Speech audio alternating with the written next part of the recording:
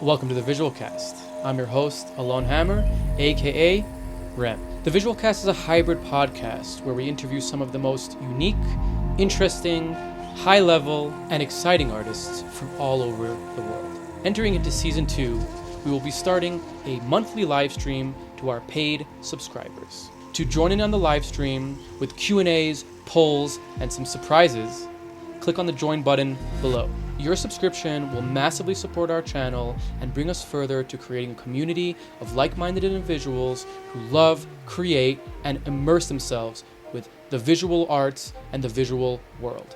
For those unable to join financially, don't worry. The episode, like all of our episodes, will be available on Thursdays for everyone to watch. And if you want to support us, like and subscribe and share with anybody you think will enjoy the podcast. I really hope you guys enjoy this episode. Now, without any further ado, here's the Visual Cast. The world is like a ride at an amusement park, and it's fun for a while. Some people have been on the ride for a long time, and they begin to question, is this real, or is this just a ride? And other people have remembered, and they come back to us, and they say, hey, don't worry, don't be afraid, ever, because this is just a ride.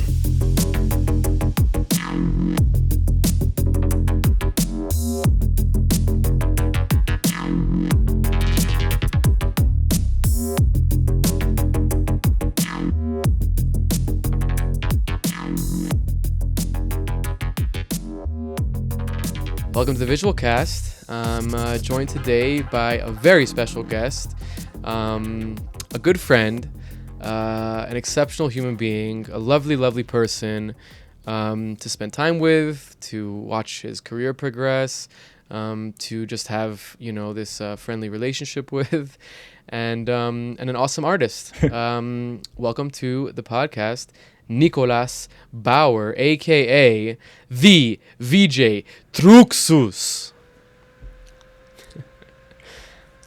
Hey Alon, thanks for having me. I'm so excited, and I'm a little bit nervous. So hello to all. Me too. I'm really happy to be at the Visual Cast, and I'm super excited to have a wonderful podcast today and to share some insights. So let's get started and. Yeah. Let's fucking go.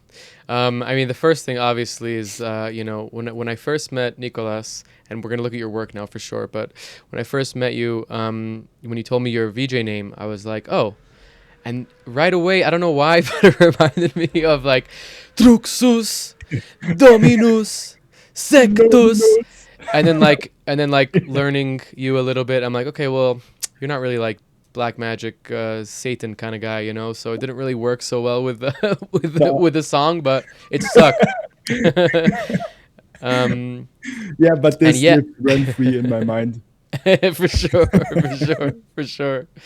So VJ TRXUS, for those who don't know, is an exceptional German up and coming visual artist and VJ, and he's kind of been doing crazy stuff. I kind of was introduced to you for the first time. I know this is like in landscape, sorry. But when I saw this previs of the modem stage, man, it's so annoying that it's like that. And it blew my mind because, it's something that like I know how to do, I've done before for other things, but never like for a party like this, like modem, and especially like modem, I have such an affinity to and a connection with, and I was just so impressed by it. And then we got a chance to work together in Germany last summer. I was so stoked to meet you, and you kind of told me a little bit about this project, but I'd love to as we're looking, thanks, bro. As we're looking at your Instagram here, just talk to us a little bit about this project. Like what made you want to do the modem stage as a previs. This is all a 3D render. This is all 3D render. It could easily be like, just content and footage that you caught at the festival, but it's not. So just talk us a little bit about it while we look through the rest of your stuff. Yeah.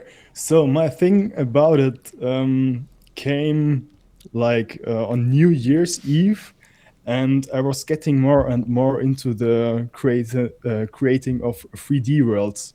And I always was like, okay, it is nice to create visuals for our stage, but how nice would it be to see how it would like look on the stage? And then I thought, okay, what can I do? And then it was like, I tried to see what kind of programs I can use to create something like that in my mind. And then I was like, okay, maybe I can use Unreal Engine, or I can use the little brother Twinmotion. Maybe you know Twinmotion. Yeah, of course. Yeah. Smart. And then I got into Twinmotion, and I was like, okay, this is really crazy. I can recreate worlds in like minutes. And then I was like, okay, what can I do now? So what would be some insane stage everyone knows? And then I was like, okay, modem, high floor, Stargate. So, and before I was in touch with the Hive Master, and Bjorn, then Bjorn I told him on shout Instagram, out, friend of the show. Yeah, coolest dude ever. Big shout out to Bjorn, insane mastermind, and Master. This project was a huge milestone from me, and he helped me definitely to grow up my skills and my portfolio and my social media account, and I'm so happy to have done this project. Yeah, and then I got in touch with Bjorn and told him about that's my visual pack. Yeah, it's your visual pack, I was gonna say. And then I told him about the idea. And he told me, here you have the files, do whatever you want to do with them, send me the final results. And I was like, okay, nice, crazy. Yeah. And then I was like really overwhelmed with the files he sent me, because I never had some big files like that. And the first thing I thought, I will recreate the stage. So I will use his files, because I was overwhelmed like that. But then I was like, okay, no, I accept the challenge, and I will take these files from him, export it, and bring it into Twinmotion, and Yo, this is sick. Some modem wipe recreation with the high floor and the Stargate. It came out so well, dude. Like really, it really looked so well. And you know, it did I don't know, cost like me like 6 days in a row. 6 days, okay. Normal job. So I worked like 8 hours in my normal job, and I worked like 8 hours on the project for 6 days in a row.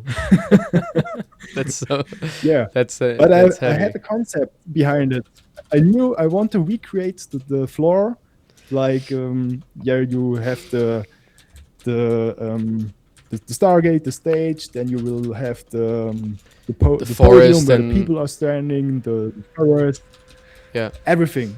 And I think it's went kind of well.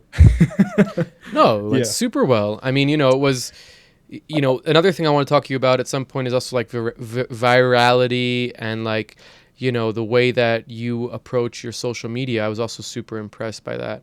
But we'll get to that later. I just want to talk a little bit about, like the way that you recreated the forest, and and it's so subtle, which is like, which is enough to make your kind of perception and eye like look at it and be like, oh, that's real, and because you could have gone like super heavy with like the previs and like having the lights flashing and the lasers and everything, and it's like this stage is so iconic that you don't even need that for your mind to just perceive it as like, oh, there's some shading happening, and I see the speakers and I see the trees. Oh, it must be, footage from there. But yeah.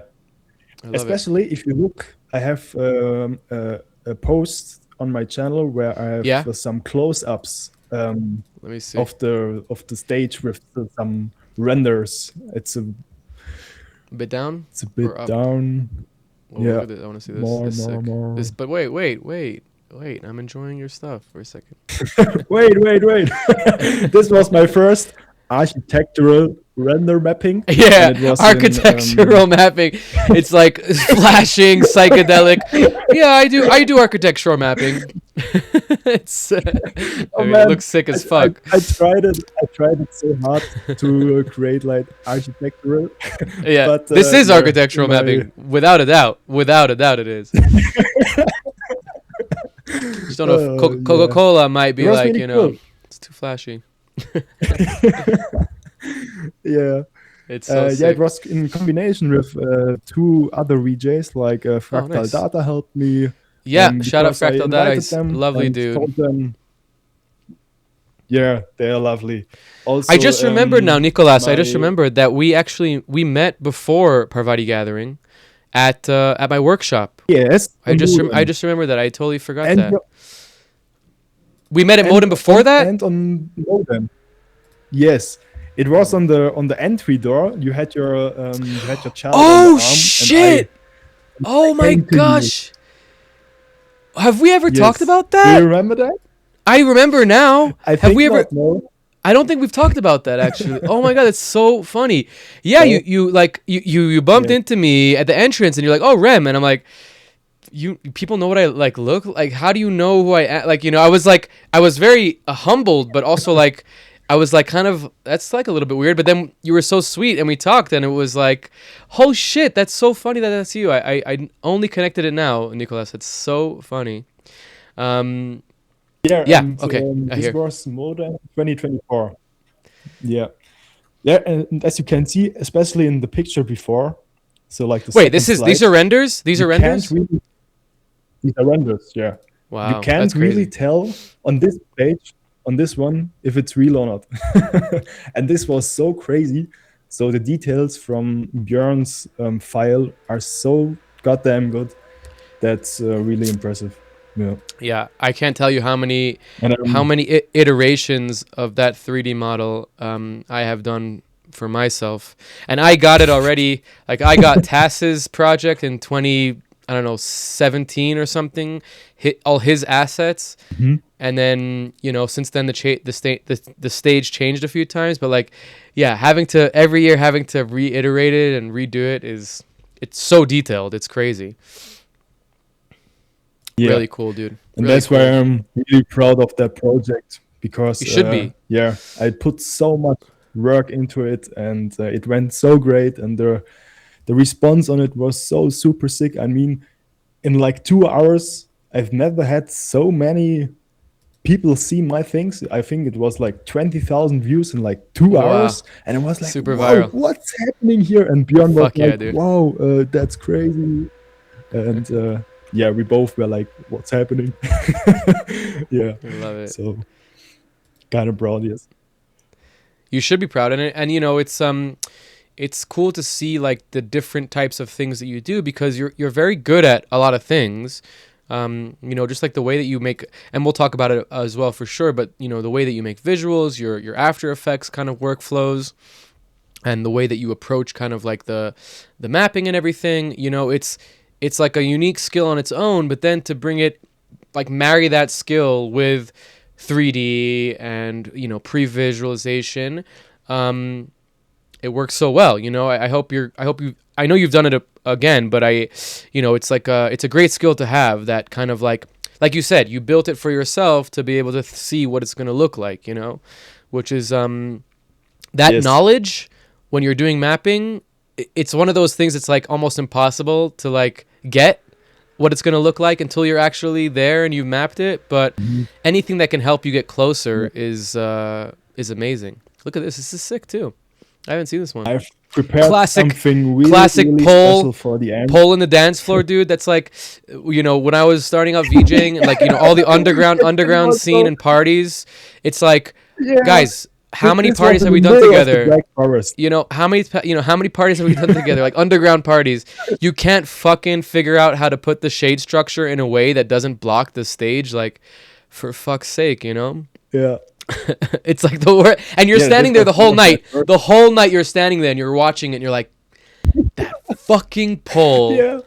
And and you need to imagine the spandex pieces. There were like, I think 2 or 3 hours completely in the mapping. So, and then they came with the idea, let's take a poll. Yeah, and then it was better, but with the That's better. slight Yeah. shadow on the left side. Yeah, This is a that's better. nice Yeah, stage. I definitely. love it. Yes, it's built by their own with some custom-made wood from the forest. Yeah, this Nice. was really That's the awesome. It looks like underground party in the Black Forest. it's like a little owl. It looks like stage that I did for Twisted Frequency like 2 years ago. But yeah, those underground parties, so much fun in the Black Forest. Well, I mean, your work is awesome. I'd love to. Sangoma, can't not shout out Sangoma while we're here. But you know, I guess we can already jump into it. But like, you grew up and you live in the Black Forest in Germany, which is Yes. the south of Germany, the most dangerous part of Germany. Yes. Very scary, dangerous place. Lots of danger there. I'm joking. I love Germany. I'm gonna soon be a German citizen too. Very excited. America first, but it's okay to have dual citizenship. America first. So. I don't get in trouble. Yeah, nice. That sounds I don't good. get deported. But yeah, tell us a little bit about growing up in you know, in the south of Germany, in the Black Forest. It's one of the most beautiful places in the world. I mean, I've been there. Yeah, tell us about that. I'd love to hear more about that. Yeah, so I live near to Freiburg. Freiburg is one of the largest cities in southern Germany, one of the largest, biggest. And I'm not living directly in Freiburg. I live like 50 kilometers away from it, but it is the next town or city I can mention to know where I am. So because I live in a really small town with like 5,000 people, and I grew up there for 24 years. And I also live 5 minutes away from the Switzerland border. So we are speaking German and Swiss German. Ah, And it's really yeah. cool here. Oh, Oh, leck mal. Oh, ja. oh yeah. Yeah. Oh yeah. And yeah, the Black Forest is really, really nice. So it's always, I live like on 800 meters over the sea level. So I every day see the mountains, like the Alps in the Swiss region. Wow. And I have really, really good fresh air. Like a 10-minute walk, I'm straight into the Black Forest. Oh, And wow. when I grew up as a kid, we were a lot of the time alone in the forest. So like we had a group of friends, like 6 or 7 young boys, and every time we got out, we went into the forest, and I can remember we built from wooden stems, wooden things, like mini houses in the woods, you know? And Yeah. we met there every day, and we built our little houses out of the wood, Love it. out of the wooden things we could find. And sometimes when I'm back at the spots like that, I stand before them and I can jump back See to it? that time and reimagine where the trees are where, and it gives me some really cool goosebumps, and Fuck yeah, I dude. really love to remember that time. That's awesome. Yeah. I mean, growing So, up in like an environment like that must have been so nice for you, like, you know, as like a child, like being in this kind of rural nature environment. Yeah, I mean, Yeah. did the I'm sure the inspiration of the forest and the nature has, like, you know, brought you into this kind of artistic kind of career and focus. But was there other things in your life growing up that kind of pushed you into the direction of creativity? And, you know, what you do now obviously is later, but just as a young adult. I mean, also for those who don't know, Nicolas is very young, which we're going to talk about as well, that this kid is so successful and so awesome at what he does. And it's a whole mystery on its own. But sorry, but growing up, yeah, like, you know, the things from your childhood, from this experience that ushered you into this career of art. Tell us a little bit about that. Yeah, so I can say that since I am 10, or I think it was 11, I'm really, really interested in technology. So I can remember that I got my first own little notebook with like, I think it was 2 or 4 gigabytes of RAM and i3 processor, and I had like a 100-inch screen Right. TV where I played with an HDMI cable on it and was like, and yeah, then I decided, man, that's too slow. That's really too slow. I can't work like that. So, and then I tried to understand how a notebook or a PC works. Uh-huh. And after a few days, I was like, okay, yeah, let's just build this thing out and screw everything out, and yeah, then it was broken. So I didn't get it fixed. You And I was broke like, it. You broke your computer. I broke it. Yeah. And then I was like, okay, how can I fix it? Because Right. my father was like, you crashed your brand new PC, and what Yeah. are you going to do now? And then I said, hey, I try to fix it. So, and then, yeah, I informed me about everything and try and error. It's always everything in life is try and error. Just try it out, fail until it works. Yeah. And Try again. yeah, Try that's again is it. the thing. Try again until it works. And so I fixed my PC. Then I Wow. understood what kind of components it had, and I switched Right. everything out, and it ran better and better and better. And yeah, that was the first touch with technology. And then it came the gaming time. So yeah, you are young, you are yeah, growing, and what are you going to do with a notebook? Of course, you are going to game, or you are going to try to program like mine. And I was playing Minecraft really, really well and really, really a lot. I think I had like 5,000, 6,000 play hours in that game with only one Wow. account. Nerd And then I alert. was nerd alert. Yeah, and then I was like playing and losing all the time against hackers. Really? And On then Minecraft? yes, on Minecraft, bro, They just Minecraft is like like a click. They had like auto one of the sweatiest games clickers, ever. like auto clickers and Yes, things like yes, they that. have like aimbots, they have like flybots, they have like everything you Interesting. can imagine. What makes your life hard as a normal player. You're not able to kill someone with yeah, aimbot and stuff like that. And It's then I crazy. came to the idea, how can I do that too? So, and to that time, there wasn't many tutorials on YouTube, and the things I found was yeah, try to learn Java, the programming language Java. And yeah, the cool thing about Minecraft was that you can decompile it with a decompiler, and then you get all the classes from Java, from Minecraft, and then you can edit all the classes, save them, and then you have it in your Minecraft. So, Wow. and that was really cool. And this was the time I started to learn programming. It was like, I think with age 13. Yeah, 13 or 14. No, it was 13. And then I tried to learn programming. Yeah, and I was getting better and better in Java.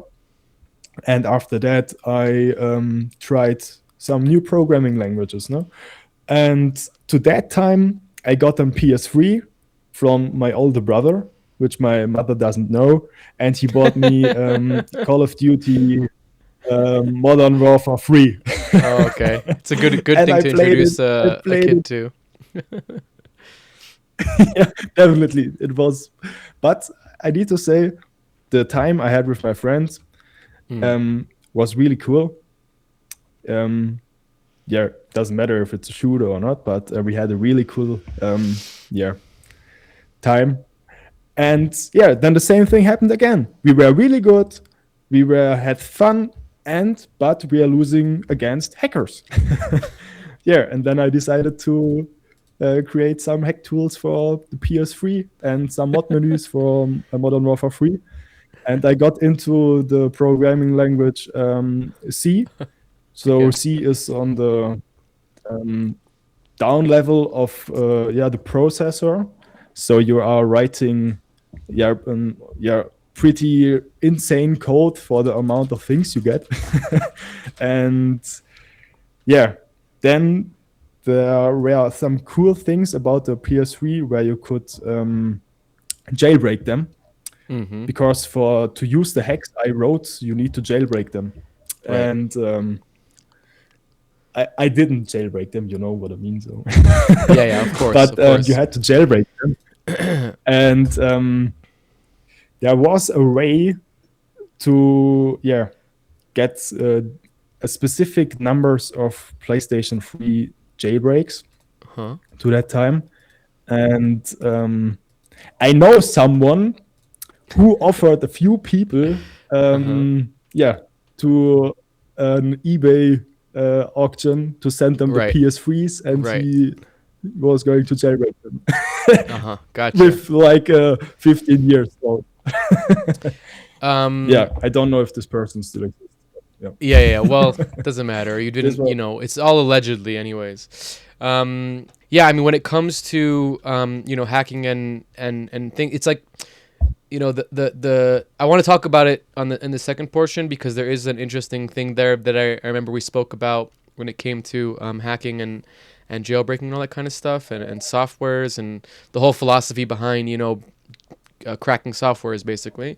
But just to shift a little bit, it seems to me like a bigger picture is kind of being shown to me now about you, because like you're so you have so much interest in so many different types of things. Yeah, they all kind of culminate, but you video production, projection mapping, VJing, so like all these kind of things that kind of come together, and it comes from this interesting place of like, okay, I'm tinkering and fixing and trying again. It's kind of like you really are interested in how things work, and then when you kind of like get how they work, you're just like full steam ahead on that thing. You just like get it. Is this something that like You're absolutely right. is this something that kind of is something that's natural, inherent in you, or do you think that you learned it? Or I'm just wondering if there's anybody in your life that's like somebody who you look up to or emulate or things like that. It's always interesting to hear about that. So a good thing to know about is that my parents are self-employed too. They have like a restaurant since I live. So since we moved here to the city, they had this restaurant till today. And Should we shout it out? the thing I had was, okay, Mama, Baba, Gasthaus Schnitzel. Come to Bonn if you want to eat some nice German food. Oh, some Wiener Schnitzel, ja. No, Sorry. not Wiener. Not Wiener. Not Wiener Schnitzel? Okay. Not Wiener. No. Okay, normal. Yeah. Sorry. And So your parents have... the thing was that my parents were always working, and they don't let me alone. So, but I need to, make something with myself. So I played by myself. I did things by myself. I always tried to have fun by myself, and I started pretty young to create a mind for things which I really like. And if I really like that, I will not stop until I completely understood how it works. And I do it like perfectionism, 100%. I don't stop until it's not like I have in my imagination. And that was always a thing. And now sometimes it's really, really hard because I have some crazy things in my mind which I want to do. And if they are not like 100% how I want it, I won't stop to do it. And sometimes it's really crazy. And yeah, that's a thing I definitely got from my younger age, Mm-hmm. and because I, yeah, needed to, yeah, do a lot of things by me and myself, and yeah, that's definitely the thing about why I always want to do things, Mm-hmm. but wanted to do it right, Yeah. correct, 100% until I understand everything about it. And every person who knows me knows this 100% of me.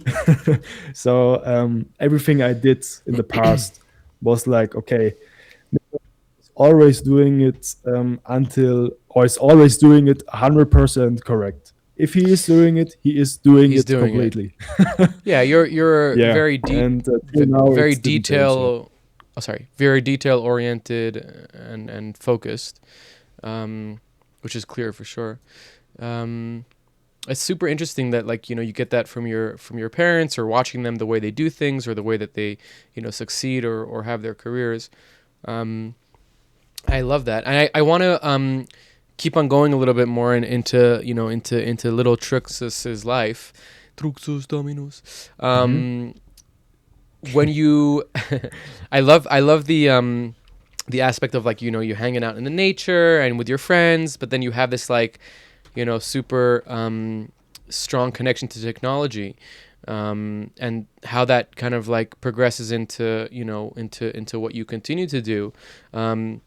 So talk us a little bit about that. Like after school, you started working a little bit in database, right? And like data entry, some sort of like computer science thing. Tell us a little bit about like how you found yourself in that world, and also as like a kind of like where we're going. How did you find the more creative side or the more like party side or the visuals in general? You know, how did it kind of go from Yeah. this Hmm. menial kind of like job, and you were kind of getting a career in that as well, right? You were there for like a few years and you had an apprenticeship and then you started working there. Like what was this kind of like I'm gonna do this hacking computer science kind of entry, and then all of a sudden, not all of a sudden, but then what's the shift to the visual creative side? Yeah. So as I told you, I was programming with Java and C Mm-hmm. for, yeah, some hack things, and yeah, I was so interested in these programming things and in this computer technology things, that I wanted to learn that in a deeper state of mind and to understand it completely. Like I told you, if I wanted to do it, I Mm-hmm. wanted to do it 100%. Yeah. So, and the good thing about it was that in my city, there's a really big company called Dunkelmotoren, and it's a part of Oh an yeah. American, yeah, group. And Americana. the American group was called Ametech, and they had like 15,000 employees. And Wow. Dunkelmotoren, the company I worked or I did my business, had like 1,000 people. They are Mm-hmm. one of the top Big. companies for like electromotors, like linear systems and brushless DC motors. And yeah, I came into that company. In German, we say Vitamin B. Mm-hmm. Vitamin B is like, Vitamin. someone really good working in that company who gets you into that company, Mm-hmm. Mm-hmm. because yeah, I wasn't that good in school. So I was always good in English, in like sports and stuff like that. I was really Mm-hmm. bad at German. I was not that good in math, which Mm-hmm. I didn't understand because I could program and do like mathematical things in programming language, but not in math. And yeah, I didn't had that good, yeah, notes. Is it called notes? No. Like Um, just being yeah, I able to wasn't do that good in like school. yeah, Let's say. yeah, yeah. Me neither. It's all good. So, Yeah, but that was like and then yeah. the good Continue. thing Sorry. was, Yeah. Yeah, the good thing was that from the department where I wanted to be, Hmm. those peoples came every Tuesday to my father to eat. And the other cool thing was Ah. the head of the IT technology department was my neighbor, Yeah. and I've helped No him way. all, I don't know, the all the time with a few things because he only has one arm, and I've Oh my always God. helped him. If he had some things he Interesting. needed to do in his garden or in his Right. house, I've Right. always helped him. Right. You were the nice So, neighbor and that yeah, helped this out. was the way I got into this company. Interesting. Yeah, yeah. And I got in That's the so company by him, and I'm really that's so thankful like to him. small town, like I love that. It's like small town but also kind of like Yeah, big thing, like but yeah, sorry. I totally cut you off. yeah. You're You you're need very to. happy with It's him. not a family. Yeah, it's not a family company like the most things in like the most companies in Germany. It was Hmm. like a sub company of a really big American company. American company, Hmm. American group, and therefore it wasn't like that easy. Yo, okay, start tomorrow Right. here. There was Right. really with an HR. You need to yeah, show what you can do. You need to have an apprentice before and things like that. And the cool Hmm. thing was, I 15 years old. I worked like, yeah, in the summer holidays from school. I worked all time long in this department to show them, to help them what I can do. And then they decided after my yeah, school degree that I can start to Join. work there and do an apprentice as a system software engineer. Yeah, Nice. this was like 3 years, Hmm. and on my first exam, I yeah failed. Your first So exam in school yeah, or with I at the had three company? years At the at the company? apprentice. So like Gotcha. you At the have apprenticeship, they have 3 tests years after. of apprentice in Hmm. the company. Yes, and the first test I failed. And after that, you need to wait like 6 more months to Hmm. get a new one. Hmm. And I was like, fuck. Fuck this. So this was really a fucked up time for me because the problem wasn't me. It was the project the company gave me, and yeah, it wasn't. It's selfish, but it wasn't my problem. So it Hmm. was the Hmm. problem the company gave me a project which was not enough for the Hmm. for the exams. So and Hmm. yeah, I started talking about the exam, and they told me you can leave. Then it was really hard for me, and yeah, the next 6 months from that time were really life changing Hmm.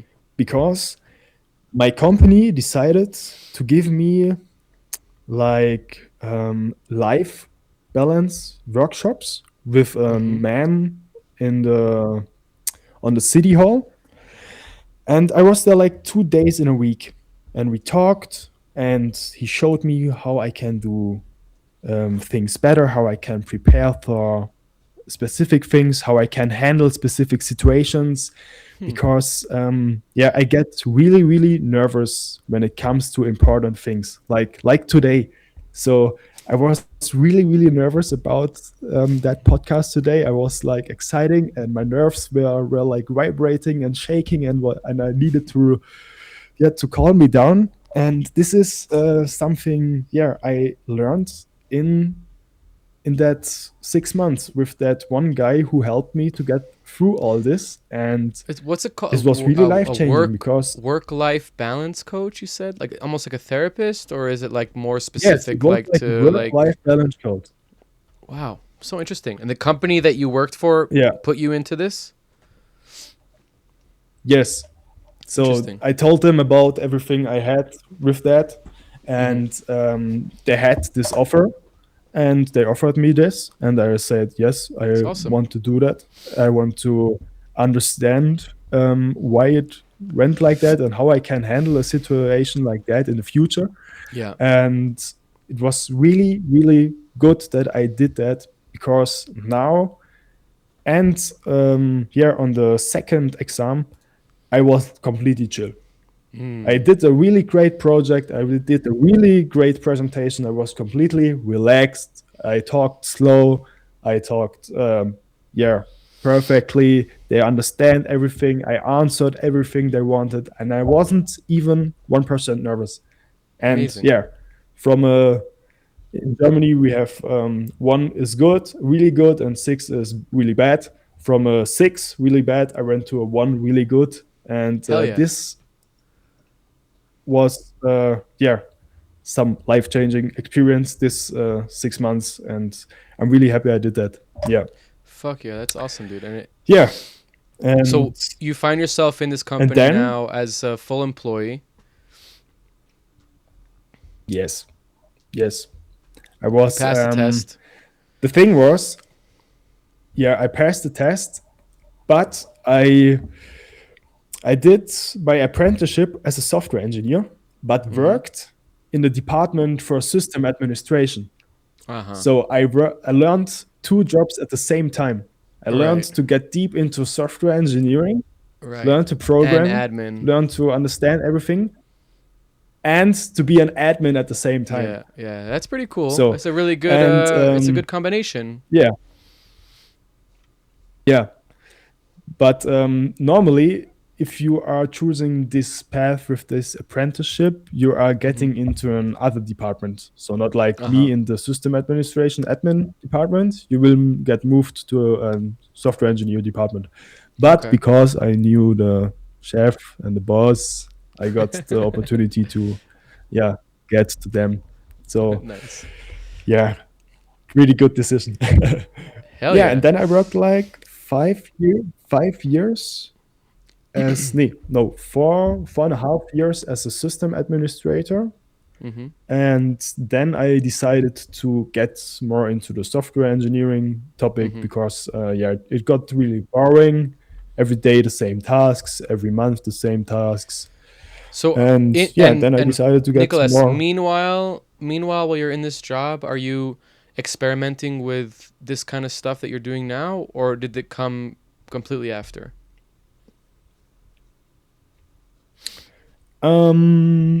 So now I'm self-employed. So the things that I do now are completely the things I want to do, and it's mostly about visuals. So it's like motion design, graphic design, and stuff. And this doesn't came from my job. This came in an early stage where I started to play Minecraft because I had a YouTube channel, and there also comes the name. Also comes the name streaming? TRXUS. Yeah. Streaming as well? Yes. You were streaming I started, when you were doing Minecraft? I started creating. No way. Yes. Interesting. Yeah. With Does it like still 15 years exist? old. Does it still exist, the channel? Yes. Tell me the channel. You gotta tell me the channel. But I need to send you a link because they are all private. Private? You gotta send me a link. You gotta send me a link.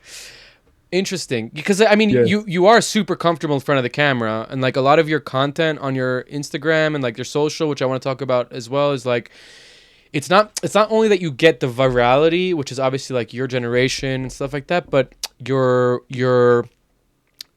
a character in front of the camera. Not like you're a character, but like you are a character in front of the camera in terms of like, oh, I'm doing this to the visuals, I'm setting up this projector, and I'm doing this is, you know, and like you're making it a little bit, that's very like YouTube style, you know, of like not just content but also, you know, a personality. Interesting. I didn't know you had that from a young age. With YouTube. Yeah, of course. I grew up with YouTube. I had an amazing Mr. Beast is your best friend. Growing up with... No.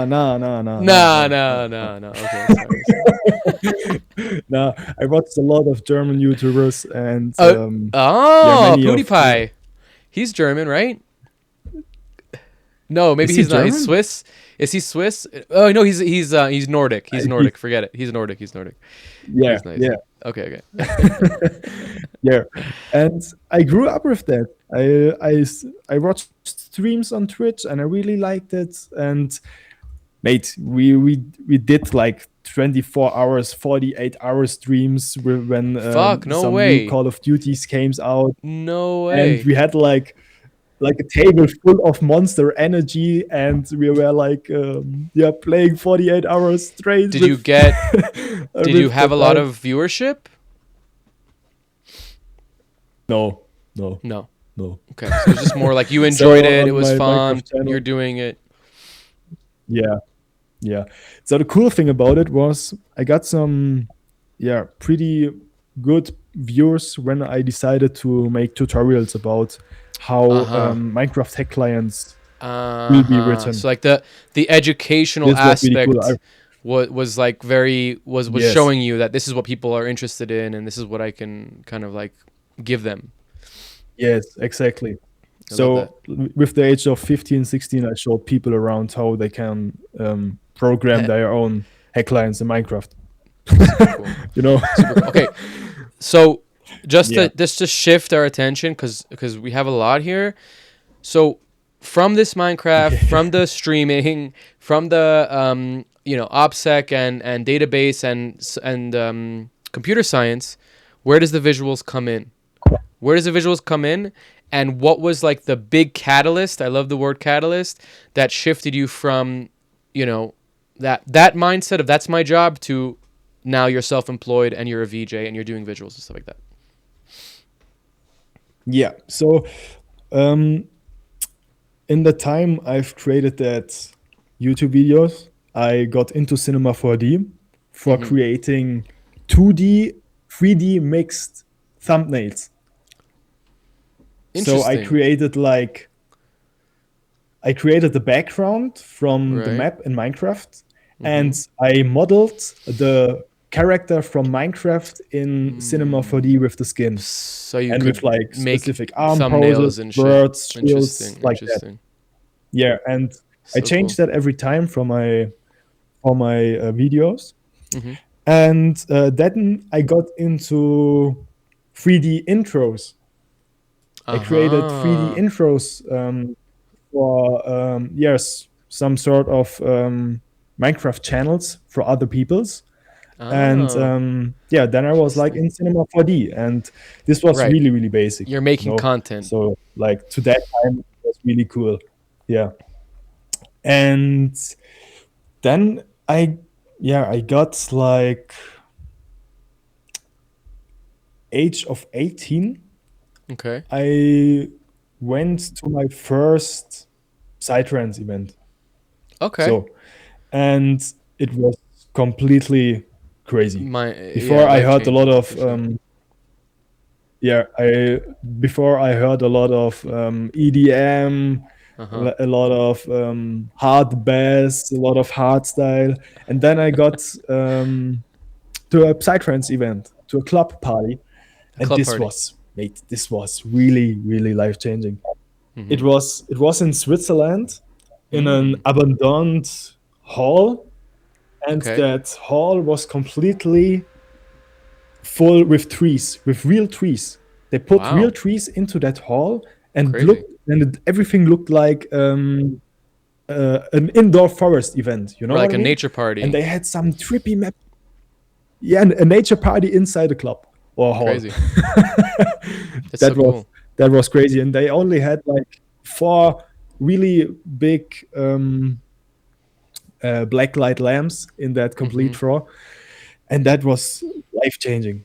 That was really crazy. I like that decoration they had. They had some super nice spandex pieces from Sebastian Neboktat Nice. is his name. He's Okay. one of the guys from Austria, and he's a legend. Wait, And is that they had not some free optics? super Is that trippy free mapping. optics? No. No, it's not Dennis. No. Not Not Dennis. Dennis. Okay, sorry. I misunderstood. Yeah. And I was like, damn, how is this even possible? How is this working? So how do they make them trees move. Well, this was really crazy for my mind because yeah, it was the first party and I was like, what is that? Yeah, And it was a bit scary, of course, because it, all the Swiss people with the dreadlocks, and it was like a really dark Hey. forest, and I was like, hey, what okay, the fuck? what's that? What's wrong with dreadlocks? What the hell, bro? The fuck? No, because I didn't, I never saw people with dreadlocks before. You know what I So mean? we're just And I like was, normal like, on a people, party. okay? Okay, Yeah, German but guy. And I was like, this is so nice to see all that people here because they were Right. also lovely and friendly, and I always was like, Oh, okay, in um, that way. people with dreads are always hippies. You know, I've Disgusting. never had any touch to no, come on. I'm really in love with people, especially in that way, and I was like completely in a flow and a state of mind because of that event.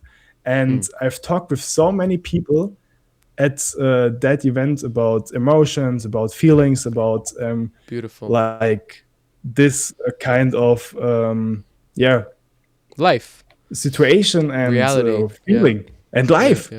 Yeah. And I wasn't even on drugs, you know. Right. So I talked with right. all that people around there, and it was crazy. And then I got in touch with Sebastian Nicolas, who is doing the visuals and the spandex, and he What's his showed me name? a few things Sebastian? like how he's Sebastian, and then Nebo, and then I think you should find him. Nebokad. Yeah, found him. Cool. Yes. Oh, sick. I Super don't sick. know if he has some things on his Just yeah, cool channel. like Lycra stuff. Yeah, and he's Nice. doing a lot with yes, like the forest things. Natural, yeah, like that. Very organic. Very nice. Yeah. So did yeah, he this mentor this you? was some kind of no. No. He just sent me videos how some parties did- looked from him, and I was Gotcha. like, "What is this called?" And he told me projection mapping, and yeah. This is sick. Then I decided, yeah, and some kind of that was in that party and in that Yeah. event Yeah. where I went to. And this freaked me completely out, and yeah. And then I tried myself with Lightform. You know Lightform? Yes. I remember. Yes, Lightform. Yeah, I didn't invest into it, but Yeah. my mentor in Israel, like in the time, it's like 2017 or something like that, 2017, 2016, 2018 maybe. He bought like 6 of them, and he loved it. But yeah, they're super cool. So Yeah. is that was your And first experience yeah, with Lightform? Yes, my absolutely first experience was with Lightform. I saw that You have on a blinking red an light behind Instagram you. channel. Is that like is that a Jew warner? Or Oh. what's Sorry, that's a terrible joke. I can't help myself from making the German Jew jokes. I have it's a problem, but it's I'm Jewish, so it's okay. So Sorry. yeah, I So know you were you. using- So yeah. Okay. You were using Lightform. Yes, I was seeing Lightform, and then I was like, I want to buy it, but it was sold out. I never had the chance to buy it by myself. Mm-hmm. And then I met a cool guy from the Funkentanz collective in Freiburg. His Okay. name is Leon, and his partner Nico. And yeah, we met on Instagram, and he told me that he really loved my music style because I was DJing there, and he asked me if I want to DJ there. And then we say, hey, come on, let's meet in Freiburg. And then I got to his apartment, and we were instant friends. It was like the first meet, and we got instant friends. And since now we are super best friends and have the best friend Hell yeah. friendship you can imagine. Hell yeah. And he had the light form. Uh-huh. And I asked him, do you need this? And he was like, no, I I don't don't use use it. it. I bought it, but I Yeah, don't yeah, have yeah. time. That's so And funny. I was like, can I buy it? And he was like, yes, of course. And I was like, I have 700 on my bank. Do you want 700? And he was like, yes, it's okay, it's okay.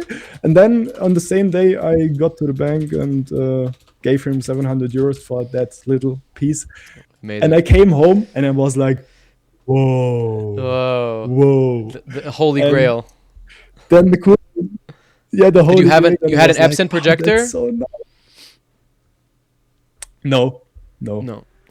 I've got a 20 euro projector from my company with Okay. DLP and I think 2000 lumen. It was Panasonic But it worked and with it it? was quite okay for the. Yes, it rocked with it. I always thought the light form had to be Yeah, and it. like installed on the Epson projector like in a certain area, but I guess maybe you could just calculate the distance or whatever. Yes, so Lightform is based on a camera system and Mm-hmm. a little PC. You can call Right. it a PC. And texture, like And it sends you it. need to install the camera. There you go. Yeah, you Explain need it. to install that camera on the lens side, and the camera is then connected to this little PC. And on this PC is running the Lightform software, and then you have you can just scan everything which is in front of you with like a million pixels sliced, and then in the software you can really draw everything nice. Then you can put an effect on it, and then you can publish it on the device, and the device will play it via HDMI on your projector, and it will be 101 on the surface. And that was really cool to get It's auto get the it's feeling for that auto projection. mapping.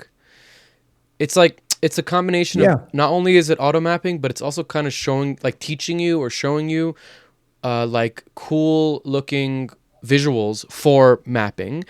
And the workflow that the Lightform uses is the same workflow that you would use as like, here's a pixel map. You know, I'm making content for the pixel map and I'm mapping the pixel map onto the thing. And once you have a pixel map mapped, then you can have 30 different types of pixel maps as long as they follow the same thing. But, you know, one's lines, one's things, one's this, one's that, one's that. And it all kind of works into the mapping, which is like, it's basic And for you do us. not need to warp. Right, and you don't need to warp. But that's the thing is like you don't like it's basic for us, but then like when you get deeper into the workflows of projection mapping, that's like if you don't have that knowledge, you get lost because you know you don't have a base and one point of warping. You know, so anyway, whatever. I'm just talking shit, but I'm just saying it's like a good thing that it's a good way to learn. It's a good way to learn projection mapping. Nicolas, let me ask you a question. It was definitely good. Let me ask you a question. So, when you get the light form and you're starting to kind of like play around with it, you already knew what it was. So you were kind of researching it.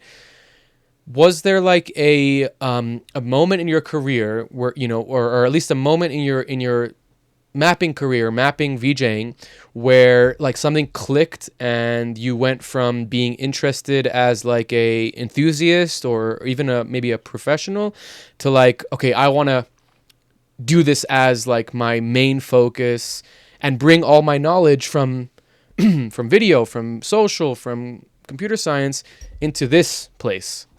What was like that moment? What did it feel like? And maybe give us a little bit of a focus on that.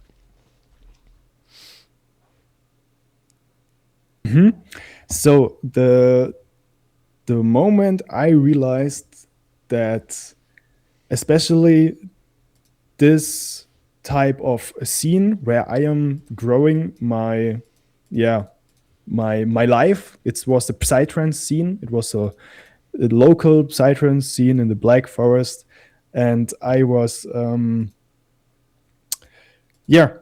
I had that moment when I realized on a party we did with the Funkentanz Feuertanz crew, where I had the projection mapping with Lightform, and I was like, okay, I can do that with Lightroom, but I think it would be better with Resolume. Mm-hmm. And then I bought Resolume, I bought Adobe, and things like that. And then I I got that thought or that state of mind that this now what I do is no one else doing here, Mm-hmm. and I love that so much to bring my imagination, my vision Mm-hmm. on a screen where I Mm-hmm. can transform people's vibe and party experience into Mm-hmm. something so good that they came to me and say, "Hey, that was amazing," and yeah, they were happy with that what I did, and it was that event from Funkentanz where we did an outdoor party with a big like 10-meter spandex piece which I designed with Callum Atmosphere Decor from Africa, if you know him. Mm-hmm. And it was that moment when I realized after that party that it's, I don't know if it's hard to say, but until I die, I want to share my imagination, my vision with other people and Mm. make them, Beautiful. yeah, make them smile with the things I do. So even if it's just only projection mapping, or if it's just only projecting anything on a surface, like Mm-hmm. even if you project some smaller things on a wall, Mm-hmm. little kids are smiling and are like, "Whoa, Mm. what's that?" And The I magic of it. realized that, so I Yeah. can, yeah, I can put everything I have in my vision with a projector onto a wall and make people smile and let them have a good time while watching this.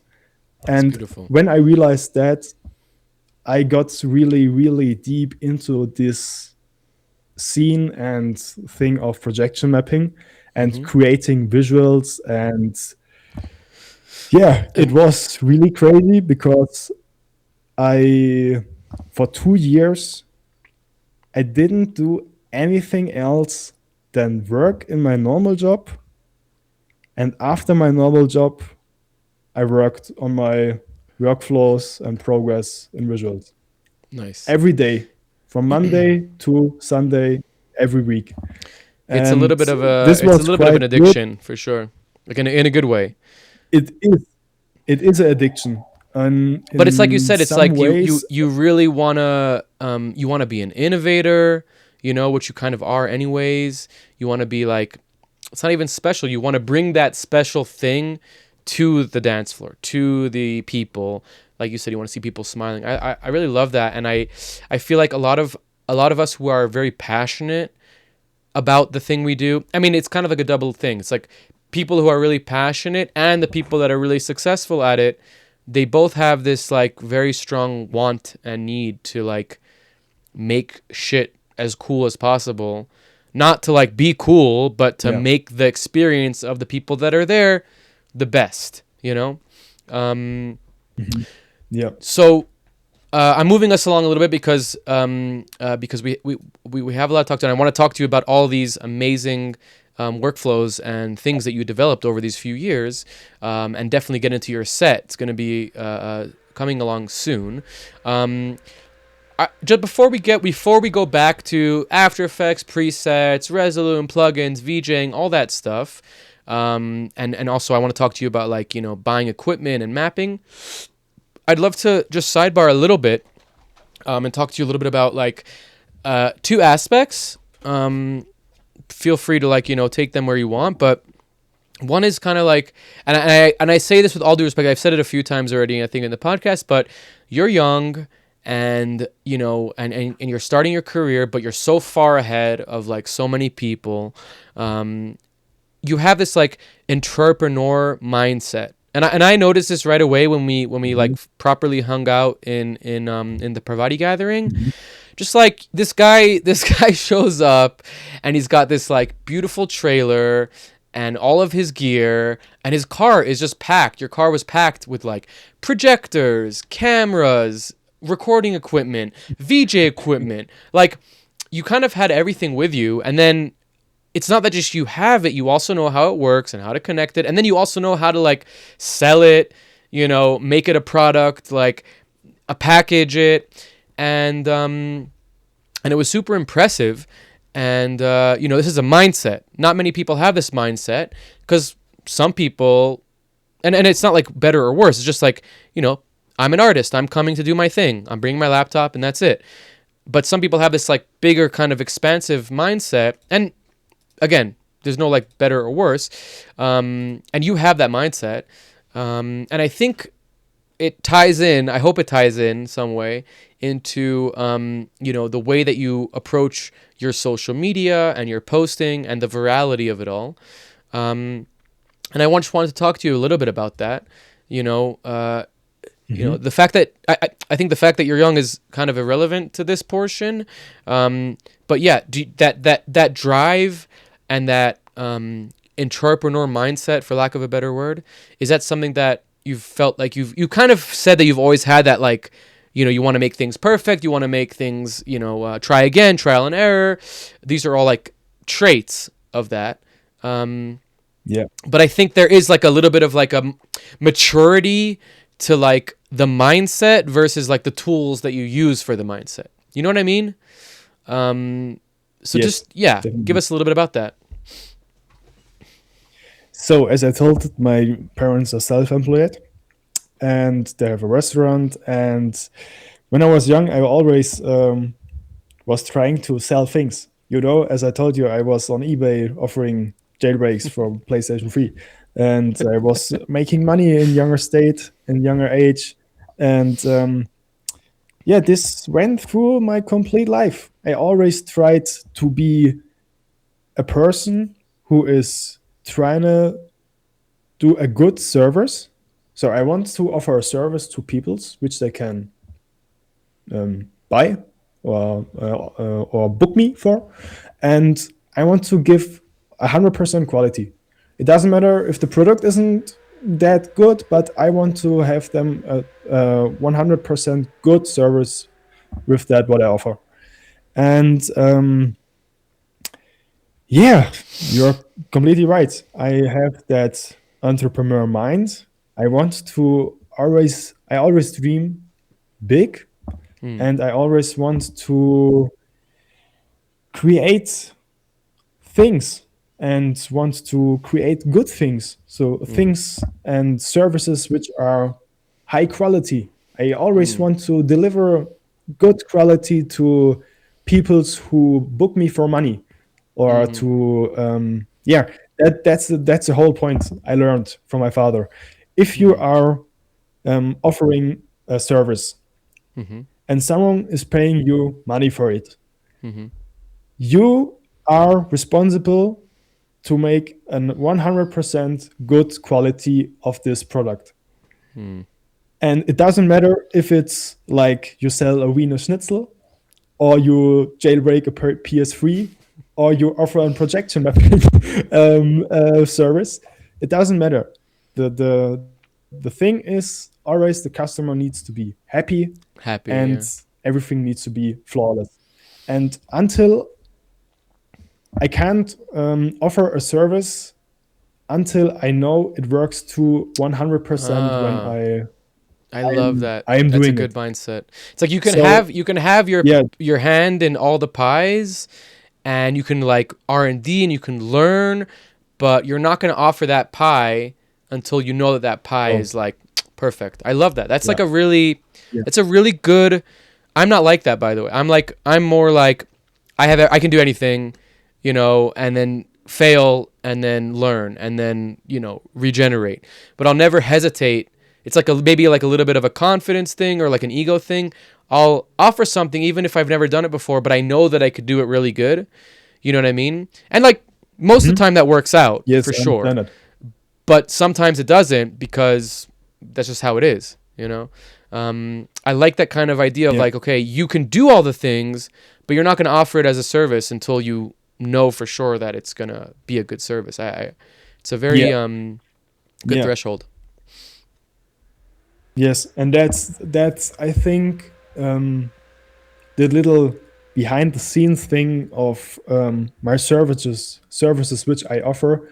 And it was always like, and it will always be like, if you book something of me, you're absolutely safe with my service, because I guarantee, even if something will not work as I planned, a I'll fix it. 100% flawless service.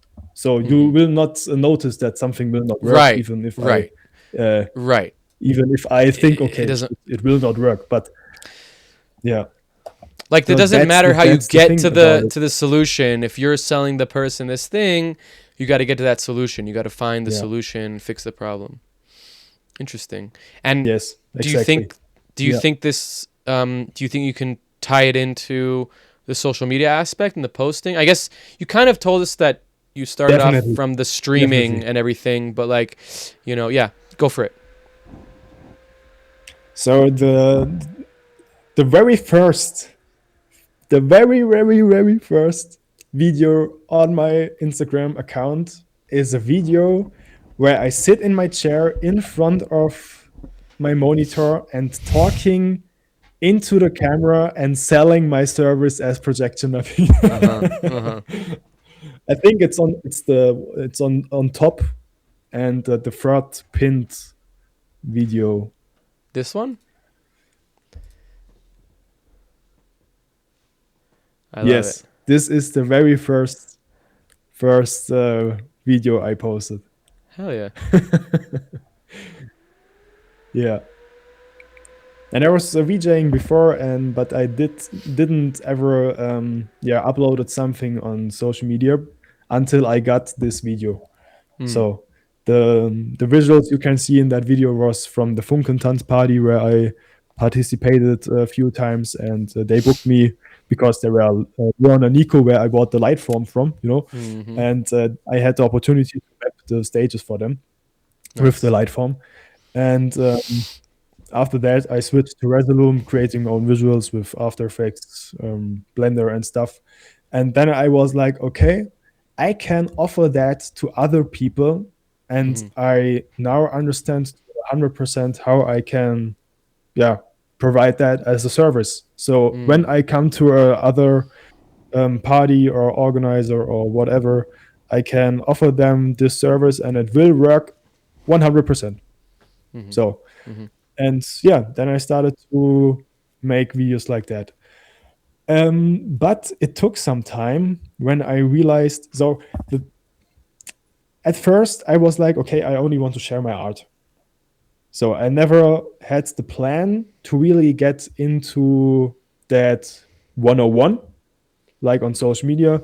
You present yourself, you present what you do, and interact with the people who see that. This wasn't planned, and I still have that day in my mind where I posted that I don't want to share me and myself before my art, because the art is the important thing about everything about that. But yeah, a few weeks later, I started to speak into the camera and share some insights from me, and then I noticed that people really liked to see the man, the thing behind all that art. So they had the face to it. They recognized who I am, how I am, especially. So they noticed, okay, I'm a really young guy, I'm really friendly, but I'm really with 100% professionality behind it. You're so cute. And a lot of people like that, So they have a face to the service they want to book, and they see that you are 100% behind it, Right. And There's no bullshit. yeah, I noticed that, and I was like, okay, it is like a divorce. Now I said I don't want to share me over my art as a person, but I want to create customers or want to see people or want to get people known to the person behind all of that visuals, so they can get a face. Yeah, and then I decided to do it with yeah, me and myself and my visuals together, all in one in a I love it. mix, not too much from both sides. And the art is definitely the one which is the most important thing. But yeah, in some things, I think it's also recommended or important, in my opinion, that if I want to get connected with people, it would be nice to see who is behind everything of that what I want to book. And yeah, so it is like love hate Relationship. situation. I love it, but I hate it. It's I'm as person on the internet, but I want to share my art. Yeah, it's a very tough one because, like you said, like this love hate relationship, and like it's an interesting actually topic. I feel like we could probably talk about it for a long time, but there's, I think, a very yeah, like definitely. clear like fence when it comes to VJing specifically, where it's like some people want to be like in front of the camera because for whatever reason, in your case, it's because you want to like have this connection to the services, and this is who I am, and you want to create that and curate that audience, which I think is really smart. And then there's a lot of people, I think myself included, I guess obviously like I'm a little bit of a hypocrite because I'm showing my face on a podcast and doing it a lot, but I think for most of my career I was much more interested in being in the shadows because for whatever Yeah. reason, but it was just like it was almost like, I use Carmen as an example. Oh fuck. Nuarit, VJ Nuarit, because she plays on stage with her tour partner. I can't remember his name, but he's actually a very famous DJ.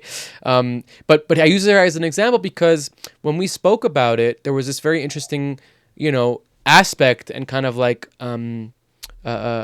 reasoning behind it, and it was very similar to yours of like, yeah, I want people to, see that I'm this, confident woman on stage, like that I'm dancing, I'm in the music, I have a high energy, which we all kind of, most VJs are not sitting down, no shade, no Definitely. shade, but like, Everyone. but most of us are standing up and dancing and in it, so there's like a performance to it. The whole night.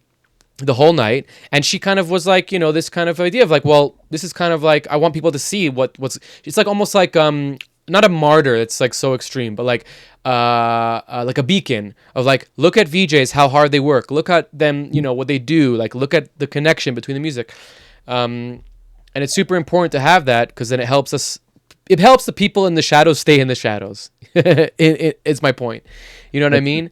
It's like a win-win for everybody. And I think that if you can Yeah. find your But you mentioned something really important. please, yeah, You mentioned now something really important, and that's a thing which I want to share with the people who don't know how much work behind a VJ night is.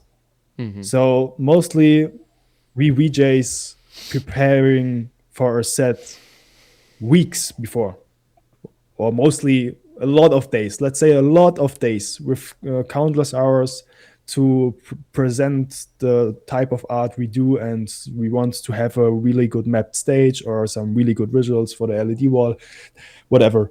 And we put so much time and hours, effort, work, and money into it. I mean, the equipment costs a lot. The time we use for it costs a lot because time is more valuable than money on that earth, So yeah, we VJs are having so much effort and work before an event, and yeah, sometimes we are getting paid like nothing. So, and I want to share that with the people on the outside, that they can see how much work we put into projects like that, so they can understand that we VJs are a fundament of the party. So we decide how the vibe is on the party with the visuals. We decide how the people feel, and of course the music is that it does matter too a lot, and the DJs are important too because they are providing the vibe. But let's say a DJ gets for 1 hour €1,000, and That's as a a cheap VJ DJ. you get and as a VJ you get like €350 and 2 drinks for a whole night, pushing visuals, hanging up a projector, preparing setup, before and stuff like set that. up, Set show, up everything. and then breaking everything down.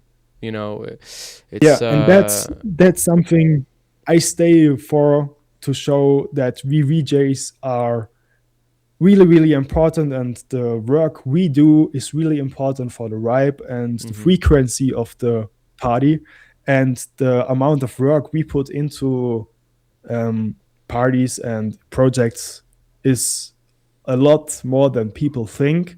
And therefore I stand that we VJs are getting seen, and that we get not on the same position like a DJ. You know what I mean? But at that case, I say me and myself, hey, money doesn't matter.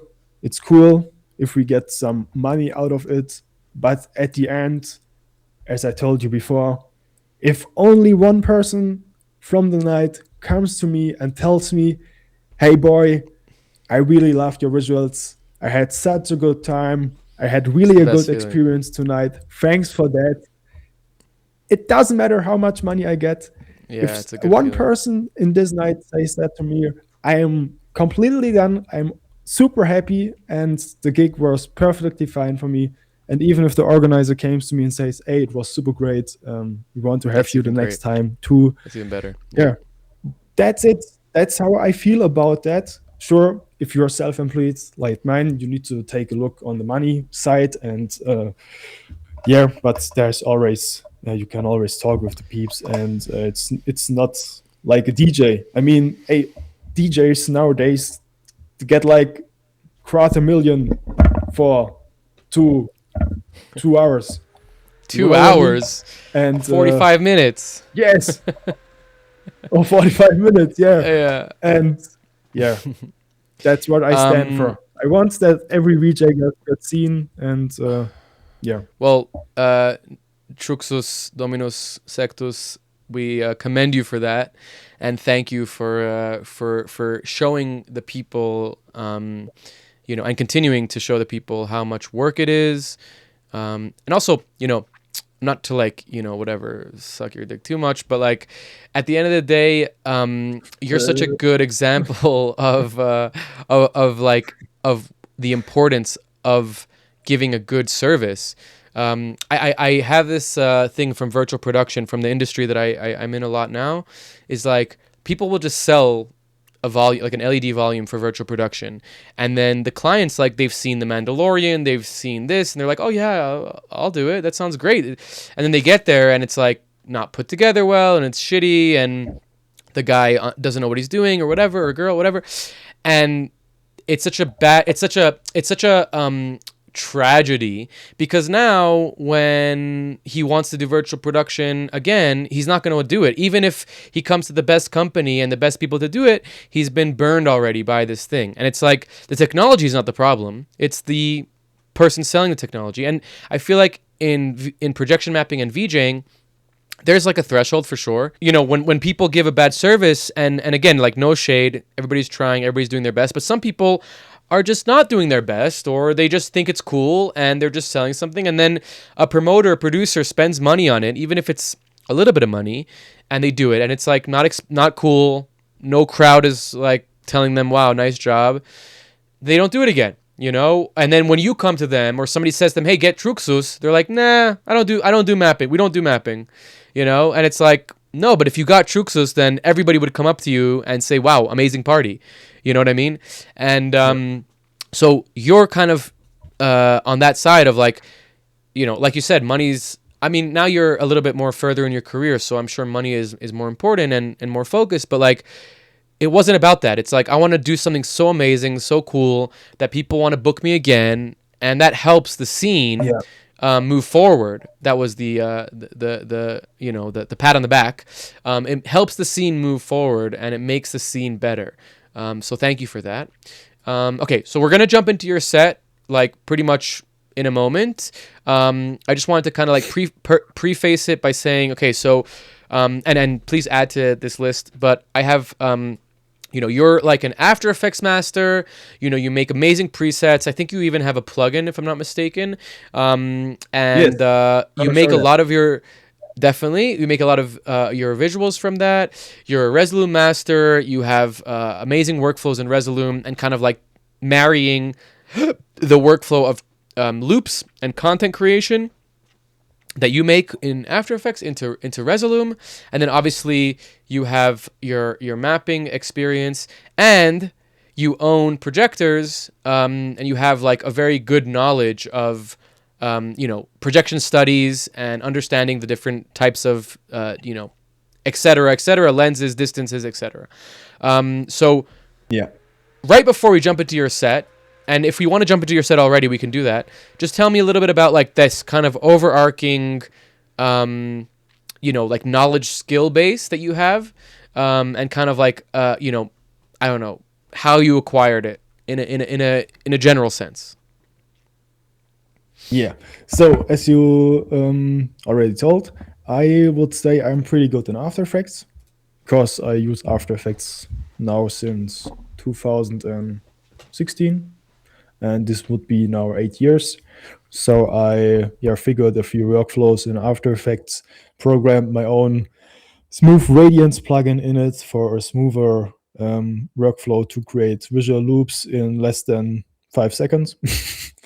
And I'm also pretty good in Resolume. I've some good workflows created there in combination with After Effects and the other programs I use. I'm experienced in Blender, but I would say I'm not a pro. There are definitely better persons out there who have crazy skills in Blender, but I have workflows in Blender which are really, really great, really, really fast. I can achieve really, really good visuals from that. And in the end, Nice. everything comes together in Resolume, where I mix everything together. And even if the animation isn't that good in Blender, when I mix them together with my style, and I would say I've created a pretty unique style, it mostly will look good, so that I am 100% okay with it.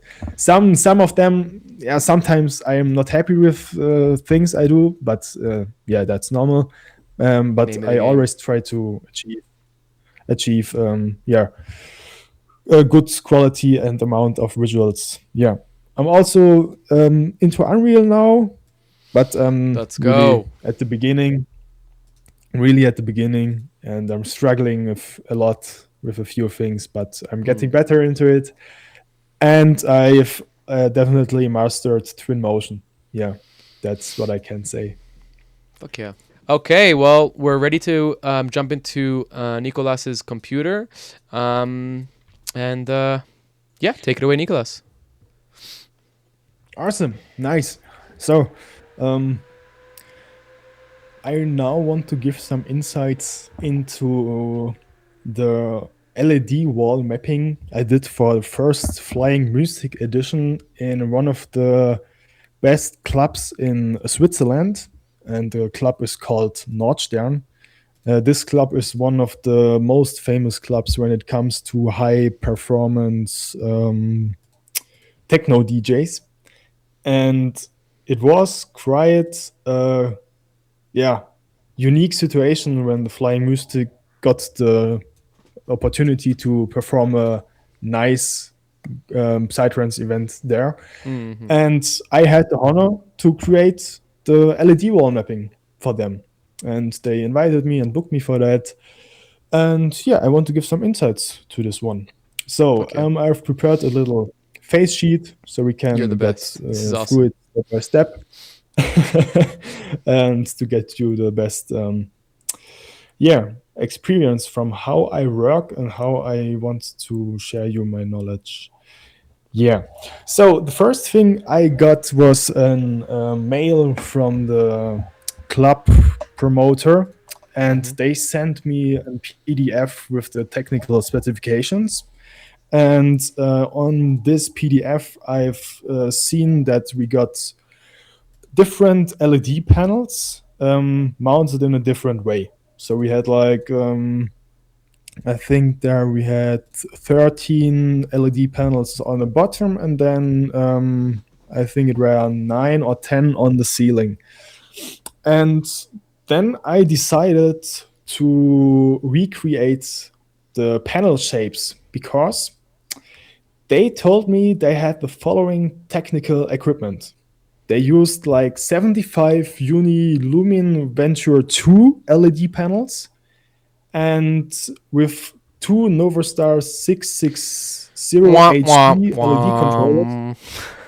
From the Nova Star. The Nova Star is like they your fact. uh, yeah it so for everyone who doesn't know, an LED controller is needed to get all the panels together to one picture.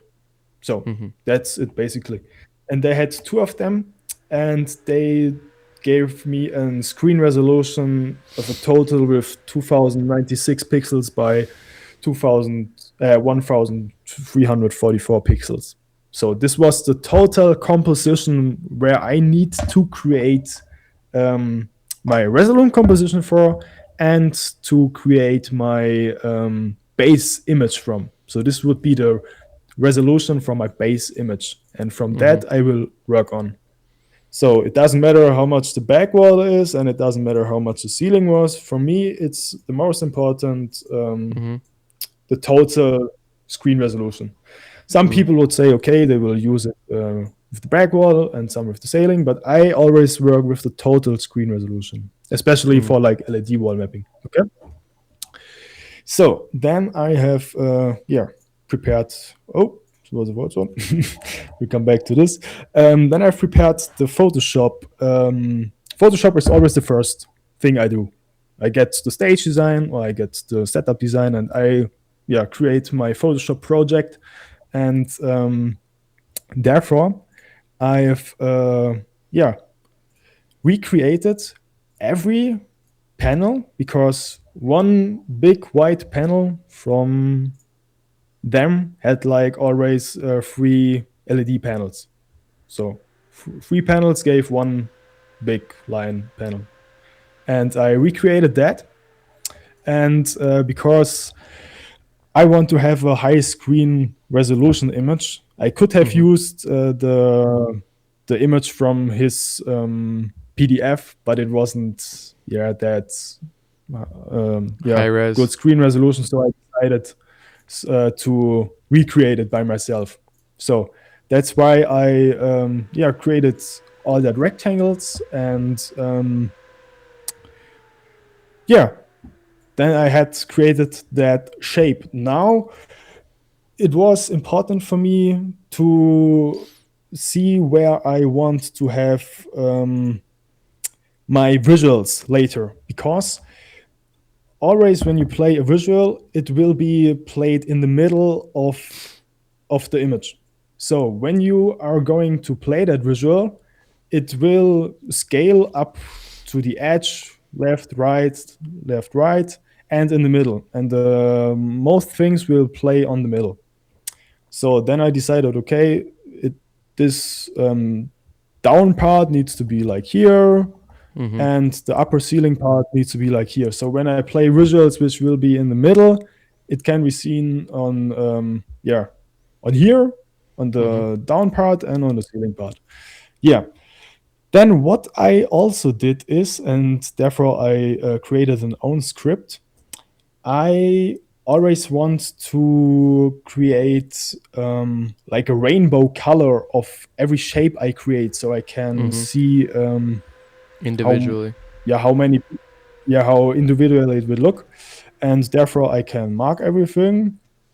Then I can where was it? Script and search, and then I need to search for it real quick.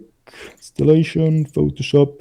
I can provide that, of course, too, if someone is needed for that. But no, like that. And here I can set the opacity for the colors, the opacity, and the hue. Oh, this would not work. Like that. And we can start with one. So, it will take a second.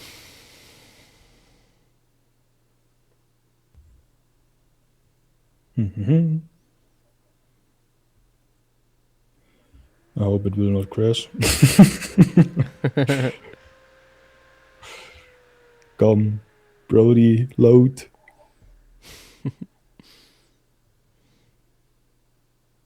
Yeah, nice.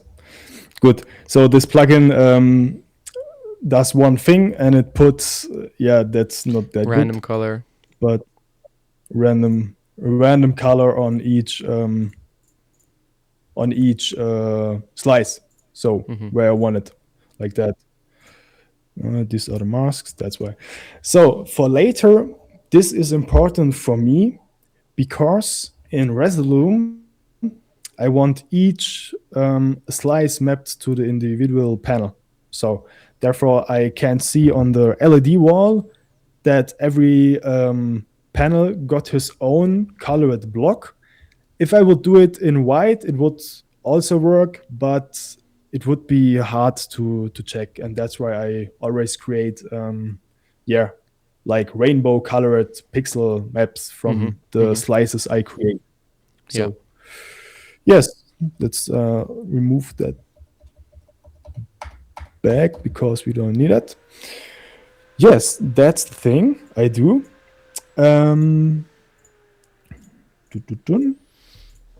So then what I also do is now I have every panel by its own, but I also want to have these by only one piece, So not like every panel, as one panel has 3 panels. I only want one white bar. So, and therefore I create like then this format, and so I have in the end the same picture like they sent me. So after that, this is the main base I work from. I create like masks from it. Masks are really important in the VJ thing. With masks, you can really create everything you want. So like if it's different variations of visuals, or you can put different things onto different visuals onto different spots. It's crazy. So I always create masks, and there we come to one of my first tricks. So many of you maybe know that visual line thing from Tals. So where he puts some lines and they are spinning all in together. I maybe need to share some moments that you know what I talk about, because this is really interesting. I found that by myself. Looks cool. Wait.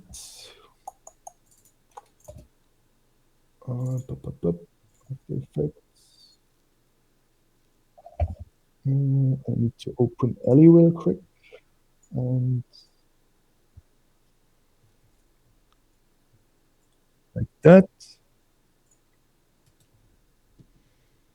Whoa. Where do we have it? Like this. Sick. So for everyone who is interested in creating effects like this, I will now show that because it's super simple and you just need a shortcut from Photoshop. And this is some really cool effect which you can create in Photoshop. And the thing you need to do is you need to select the magic pen tool. I think it's called magic pen. Mm-hmm. And then you need to create like masks, and it's important that you can select like these inner or these shapes. Let's say I will do it from scratch. I think it's easier then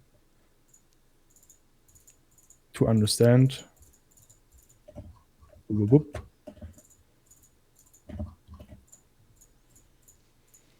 Tuck, tuck, tuck, tuck, tuck, tuck, tuck, tuck, tuck, tuck, tuck.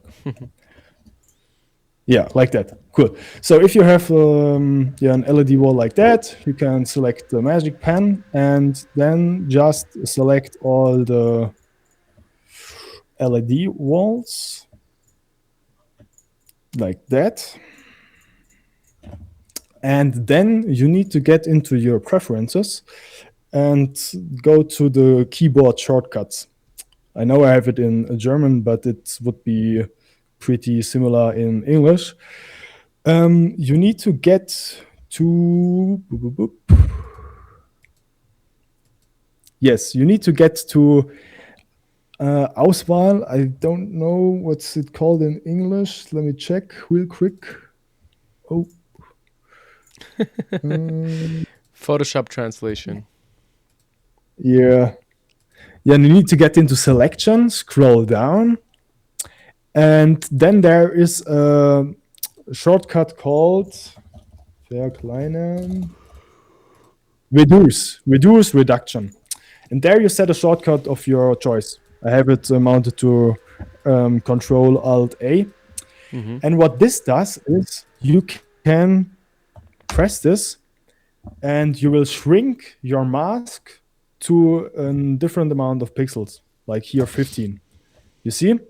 And then you have Like a smaller lower, a smaller cube. And then you can select the Füllwerkzeug, the paintbrush, and fill everything black. with that. Super cool. In black. And is this the same technique you use for mapping? Like does it work with weird shapes? Yes. Similar? It works the same. It works the same with the shapes in mapping. Okay. You can do that with mapping too. Cool. Yeah, it works really, really good on wooden stages, which are cut in CNC or by laser. Mm-hmm. But nice. It also works on other pieces, spandex pieces and stuff. Gotcha. And then you can press your shortcut again and do it white, like that. And then you can do that how much you want, how much you like, until you have many smaller cubes, hypnotized cubes, and then you can export them. So, and cubes, this was the basic of my Photoshop. What I do, basically, it's creating the pattern of the LED wall and creating masks, creating preparations for Resolume, and creating line effects. Mm-hmm. So, this was it. Like recreating the LED wall shapes. And masking and outputs is now the thing I'm going to do. So therefore, we are first going to switch into Resolume because this is the part I am always doing before creating visuals, because then I can be sure that everything I create will fit onto that base image I did. So, and therefore, I switch to Resolume, go to Output, Advanced Output, and I need to put that down. And then I create a new screen, load my image as an output guide, and then recreate all the shapes. Here, as you can see, I have created all the big shapes, like the LED wall itself. And on the other screen here, oh, you need to load that image here too. I have, created all that smaller boxes, if it's right what I say. Yeah, as you can see here. So all the smaller boxes, because later I can play with masks and the chaser plugin with that amount of slices I've created, and I have a super variety of different visual effects when I use the bigger ones and the smaller rectangles. Yes, and that's it. So I create my composition in the resolution they gave me.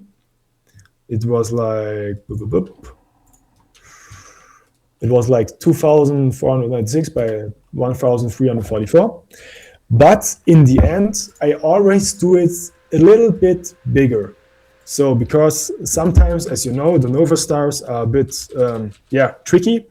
And in the case of mine, it was good that I created it a bit better, because I switched my notebook into the PC from Nordstern, and the resolution was completely fucked up. So it wasn't even the right resolution, and therefore it was good that I put it a bit better, a bit bigger, so I had a bit more space to arrange things and stuff. So I always do it like 100 pixels more on each size. So I always have a bit of space if something is not working like it should be. Yes, and then as I create all the pieces with the screen output of the resolution with 100 frames on each side more, and then I start to create visuals out of my base image. So, and for that, we are now switching to After Effects. I will come to this mask and output after After Effects. This will be the Chaser plugin. This is a really, really cool plugin for people who want to use shout out Chaser. Want to get better in. For sure. Shout out Chaser. They are, I don't know, hybrid constructs is the name of the founder. Hybrid constructs. Yeah. Really Jarvis, I think. Yes. Joris. Oh. Insane programmer, insane software engineer. Really like his work. He also invented Pulse. It's That's like right. The BPM. Yeah. Good. So let's dive into After Effects. And there I work like that.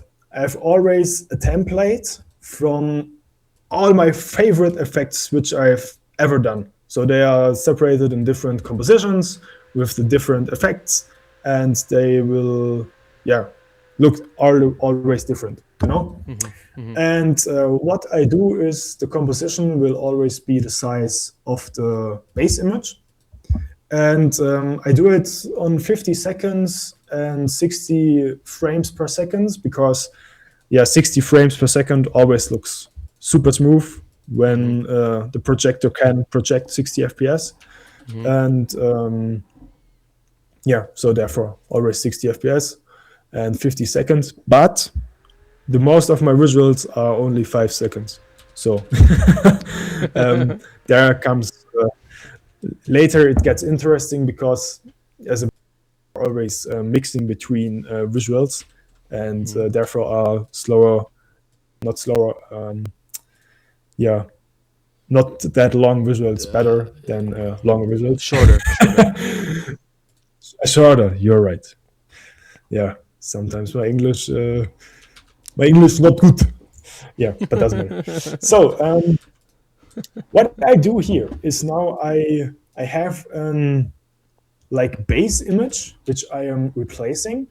So let's say this is my base image. Normally it has the name like replace image. So I now know, okay, replace image would be the name like that.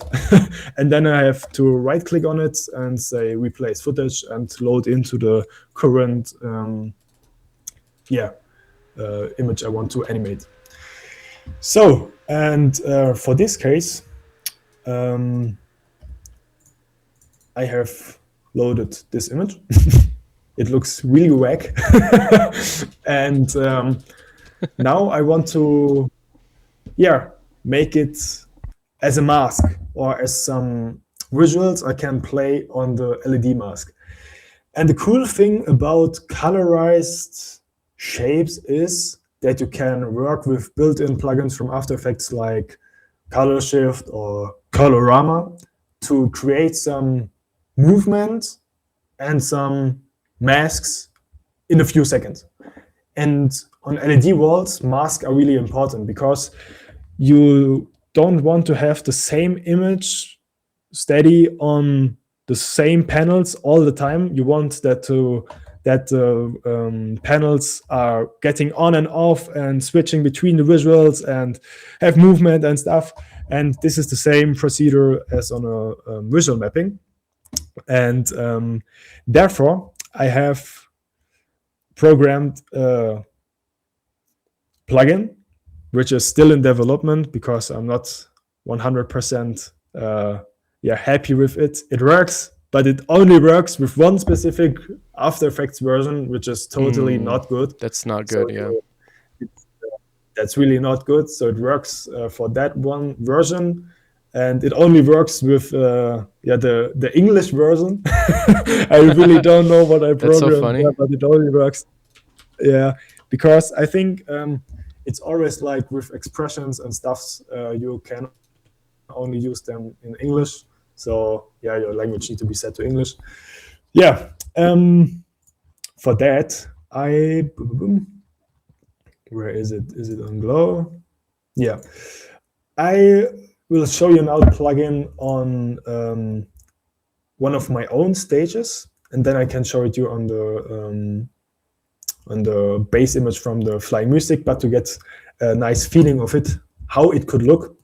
So this is a stage designed by me and Callum from Atmosphere Decor.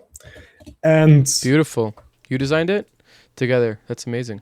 In cooperation with him, yes. I did a few things and he did a few things, and we ended up with that specific type of stage. Yeah, it is like 3 by 6 meters, not that big. It is for club parties and perfect for indoor mapping. Yeah. And I've created the plugin Smooth Radiance. Don't know how I get on the name, but it has like a smooth radiance of colors, and you can just, as all plugins, drag and drop them. And what I also don't like about it is that, the preview is really, really not performance based. Like if you want to see it as in full, it will really not work. And therefore I need to fix that before I provide it to other people. But in Crowder it works really well. So in the effect order, we have like a few effects. We have radiance, chroma shift, and soft blend, and we can move them in a different way. And radiance is our main tool where we can change the colors and make the movement and face the colors and stuff. And let's say I want to get it like that, reduce the intensity of the radiance, and change the colors, make it a bit dark, like that, or like that. And with just one click here on the radiance color phrase, I have created an animated stage. you know, like that. What kind of So in the hardware Krater are you preview, running, by the way? I'm running a 4090 Founders Okay. Edition and Okay. 99.5 X3D AMD, and Nice. at the moment only 64 gig Okay. RAM of RAM because one RAM slot broke. Mm. Yeah, wrong time to broke, but yeah, I need to fix that. Otherwise, it doesn't make sense to publish it. But Yeah. as you can see, this is now Krater preview, and it will switch in a second to full, if it's true. Or not. Yeah, never mind. Yeah, but it doesn't matter. In the preview, it's still Krater, but if you render it, it's in full. So then in the And then rendering, it's going if you add the flawless. mask as well, then everything makes a lot more sense, probably, right? Sure. And you can, with chroma shift, you can, fuck that get even more up crazy if you different want. results fast. Wow. Yeah, Super cool. and you always can change the phase tone, like you have a sawtooth wave or a sine wave, and you can animate it in 1,000 different styles, you know, and you can always adjust the parameters. And this helps me a lot on creating many different visuals in the same way, but in a different style. So, and this could be very helpful for other VJs sure. out there, because as you saw, I just did like 3 adjustments, 1 click, and it animated it by itself, you know. So, yeah. And now I can put this on the stage, and I get results like that as a mask, like that, no? And if I'm happy with all that animations I did, I try and error, create as much as I want. As you can see, many of them are really looking whack, and I really don't want to use them. But some in the first moment they will look really not that good. But as I told, in the end, when I mix everything together with my own style, it achieves a different vibe, you know. But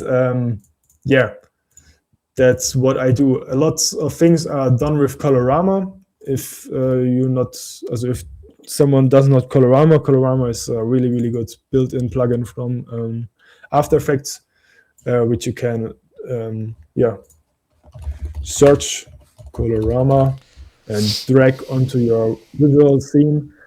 And in the input phase, you can change the phase of the colors, and you can use presets to your visuals, and it will make your scene really, really good. We can copy that and try it on this beautiful stage, and you will receive animations like that. You know what I mean? Sick.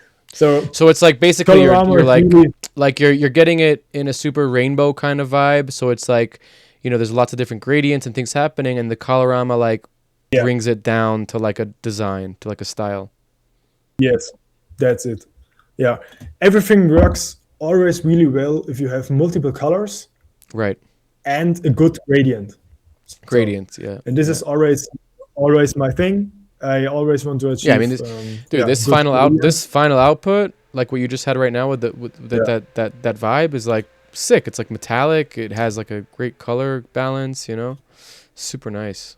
Yeah, and that's it. Just use Colorama, and you can achieve effects like that. Yeah. One of my signature designs and effects. And I was thinking about it if I want to show that or not, because it's so simple and no one really would understand how this works with that effect, but it works. If you didn't show it, Well, you know how it is. You I will show the show it. more you show, the more comes to you. Yes, that's it. No gatekeeping here, just for Okay. just for the VJs. Yeah, just search for the effect glow. In German, it's called glühen. Glühen, You ja. can drag that. Ja, is a glühen. Glühen, yeah. Yeah. Yeah. You see, it's at first you might think, okay, now it's glowing, good. What we want to go is we are going to get the color channels, set the composite to original. The glow operation will be in difference, and there the magic is going to happen. We can now adjust the color loops and create the radius a bit more. Turn the threshold up or down, so we like it. Intensity up. Even more loops, like that. Change the color to a color we like.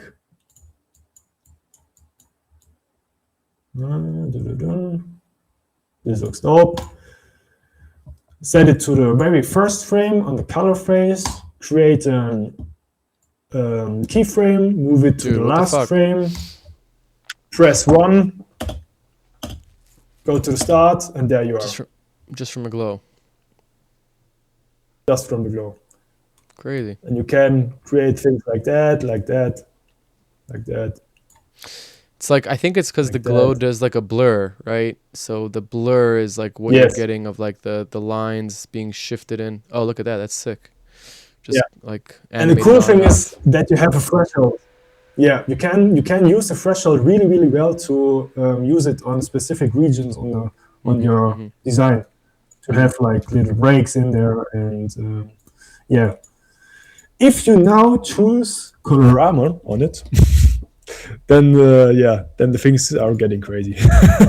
So oh, this wasn't the one. We can move this before. So this is not a good example. Okay, that's too much.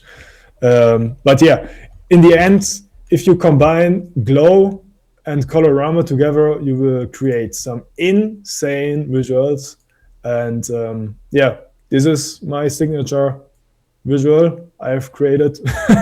Many people always ask me how I do that, and I always keep it as a secret. But yeah, here we are. Have fun with it.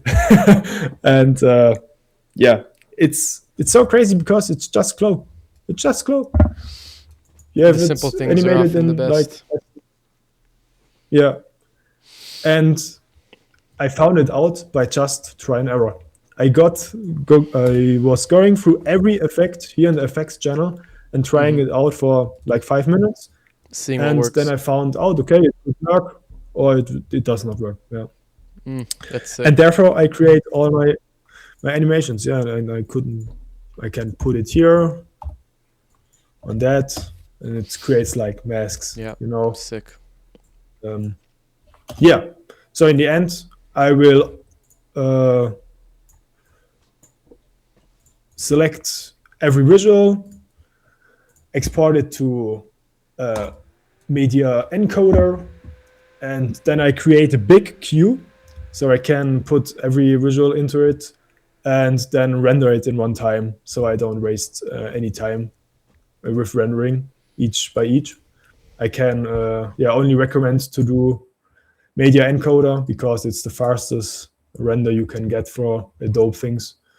Yeah, and then I get a render queue, render them all, and in the meantime I can create something in other program. And this was it Sick, to the dude. After Effects part. Yeah. So sick. Yeah. Thanks. Um, So was there yeah. more you wanted to show us? Go for it. Yes, sure. Now, because there was an extremely nice modem wipe for that party on the Flying Mystic, I decided to challenge me and myself and to recreate the iconic Jolie from the Swarm floor. Jolene. And I got in touch with Daniel Popper, and big shout out to him. I asked him for permission if I can get, or if I can recreate that design. I didn't got his model. I sculpted by my own. Really? So, and he was like, yeah, and do it, and yeah. What do you mean you in the sculpted end, it on I your decided own?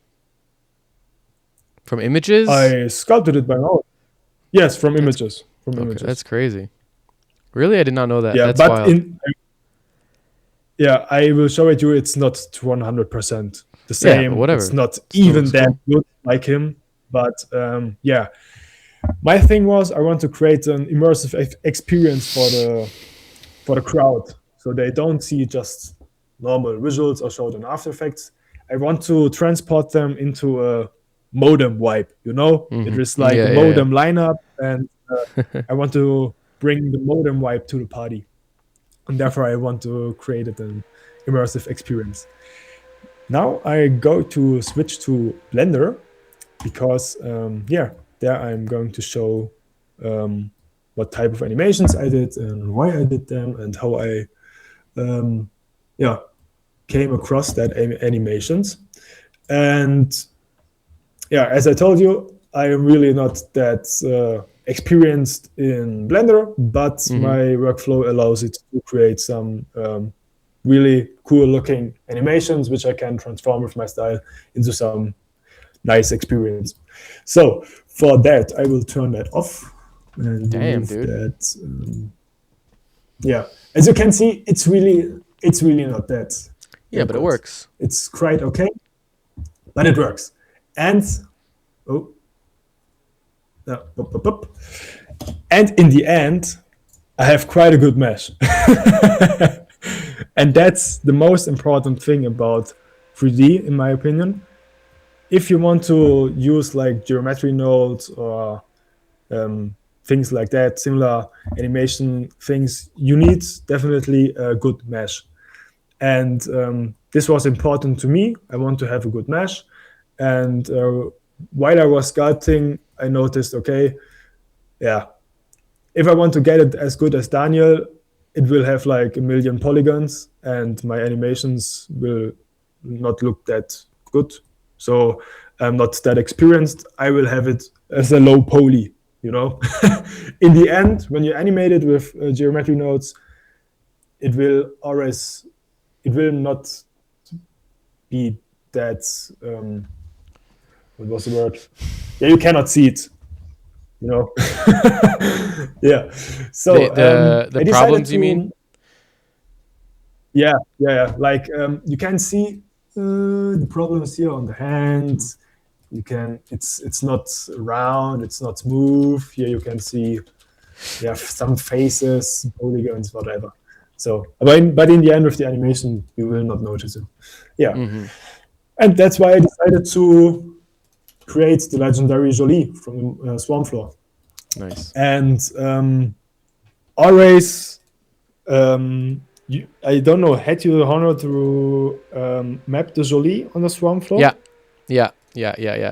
Last modem I was in 2 years ago, I did a back-to-back set with Keith Fractal Visions. So I had a chance. I had all my stuff running in real time in Unreal.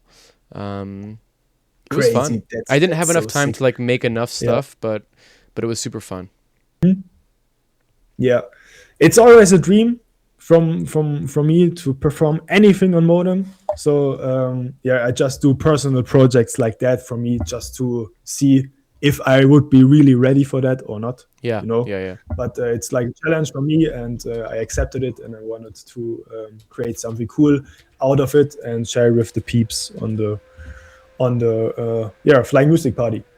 And therefore, I have created some geometric nodes, and those should reveal all that faces, because what I try to want to do is all those rectangles are the faces of the mesh.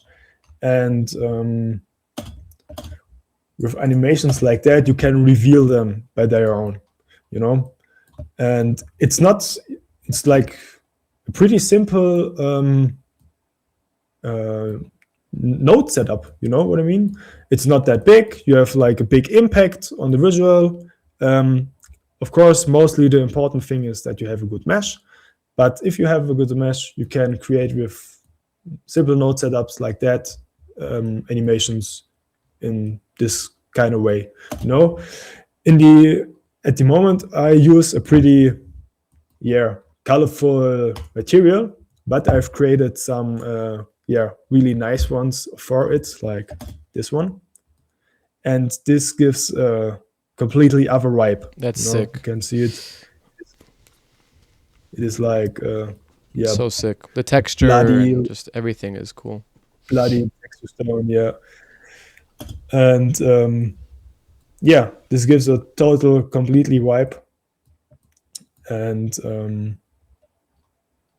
these are like small things I do for mapping installations like that I would do.